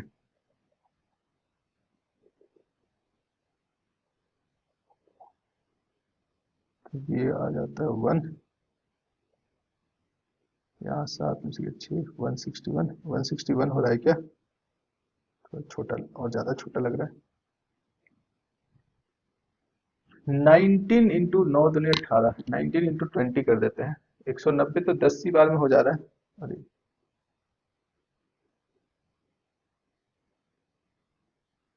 9 दूनी के 18, 2 1 3, 380 हो रहा है ये। 380 में से इसको घटाएंगे तो यहाँ बचेगा 1, 7 में से 1 गया तो 6 और ये 3, 361, 361। ये रूट अंडर कुछ कुछ 3 6 6 6 3 9 9 397, अप्रोक्सीमेटली इसको 20 माना जा सकता है, लगभग लगभग 20 के आसपास कोलिजन के बाद इसकी वेलोसिटी हो जाएगी।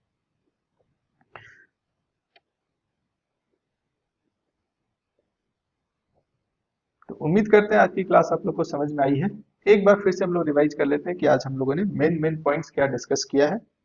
आपको ज्यादा कुछ नहीं याद रखना, कोई भी कोलिजन हो, है ना, एक चीज याद रखना है, m1 v1 plus m2 v2 जो कि फाइनल मोमेंटम है is equal to m1 u1 plus m2 u2, इसको यूज करना है। और साथ में velocity of separation v2 minus v1 is equal to e times velocity of approach होता है, ये आपको याद रखना है।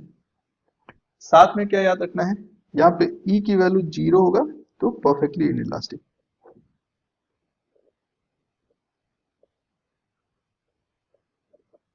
e की वैल्यू 1 हो जाए तो इलास्टिक, और 0 से 1 के बीच में कुछ आता है, e की वैल्यू अगर 0 से 1 के बीच में कुछ भी आता है तो ये सिर्फ इन इलास्टिक कहा जाएगा या पार्शियली इलास्टिक कहलाएगा, है ना। उसके अलावा जो 2D कोलिजन है या ऑब्लिक कोलिजन है उसमें भी यही फॉर्मूला लगाते हैं, पर इसमें u1 u2 के जगह पे क्या लेना है, u1 u2 का component along the line of impact, बस इतना सा काम कर देंगे, सारे क्वेश्चंस आसानी से सॉल्व हो सकता है। उसके अलावा परफेक्टली इन इलास्टिक कोलिजन में लॉस ऑफ काइनेटिक एनर्जी का फॉर्मूला चाहे तो याद रख सकते हैं आप, है ना, वो क्या था, half mu you relative square, है ना, या यू अप्रोच भी हम लोग बोल सकते हैं, जहां पे म्यू जो है रिड्यूस्ड मास है m1 m2 divided by m1 plus m2। कई बार इस पे डायरेक्ट सवाल पूछ लिया जाता है, तो अगर फॉर्मूला याद है तो बड़े आसानी से कर ले जाएंगे। एक और कॉन्सेप्ट है जिसपे सवाल डायरेक्ट पूछता है कि अगर मास सेम है, कोलिजन परफेक्टली इलास्टिक या इलास्टिक कोलिजन को भी हम लोग परफेक्टली ही मानते हैं, अगर कोलिजन इलास्टिक दिया हुआ है, मास सेम है दो ब्लॉक का, तो एक्सचेंज ऑफ वेलोसिटी हो जाता है, यानी कोलिजन के बाद पीछे वाला का वेलोसिटी आगे वाले का वेलोसिटी के बराबर और आगे वाला का वेलोसिटी पीछे का जो वेलोसिटी था उसके बराबर हो जाता है, एक्सचेंज ऑफ वेलोसिटी हो जाता है। तो ये कुछ बेसिक बातें अगर आप कोलिजन से याद रखते हैं, समझ जाते हैं, तो इसके सवाल छूटेंगे नहीं, बड़े आसानी से सॉल्व हो जाते हैं, बहुत डिफिकल्ट नहीं होता, थोड़ा आपको प्रैक्टिस करने की जरूरत है। आप चाहते हैं कि इसका नोट्स भी आप लोग को मिले तो कमेंट्स में बताइएगा, मैं आपको लिंक शेयर करूंगा इसके पीडीएफ नोट्स का। आज के लिए इतना ही था, थैंक यू। आप लोग मेरे क्लास में लास्ट तक बने रहें और कमेंट में जरूर बताइए कि आपको किस टॉपिक पे वीडियोस पहले चाहिए, है ना, वन शॉट वीडियो चाहिए तो वन शॉट वीडियो, अगर आप चाहते हैं किसी स्पेसिफिक टॉपिक को डिटेल में डिस्कस करना तो वो भी बताइए, मैं कोशिश करूंगा कि उसका अलग से वीडियो मैं बनाऊं। Thank you.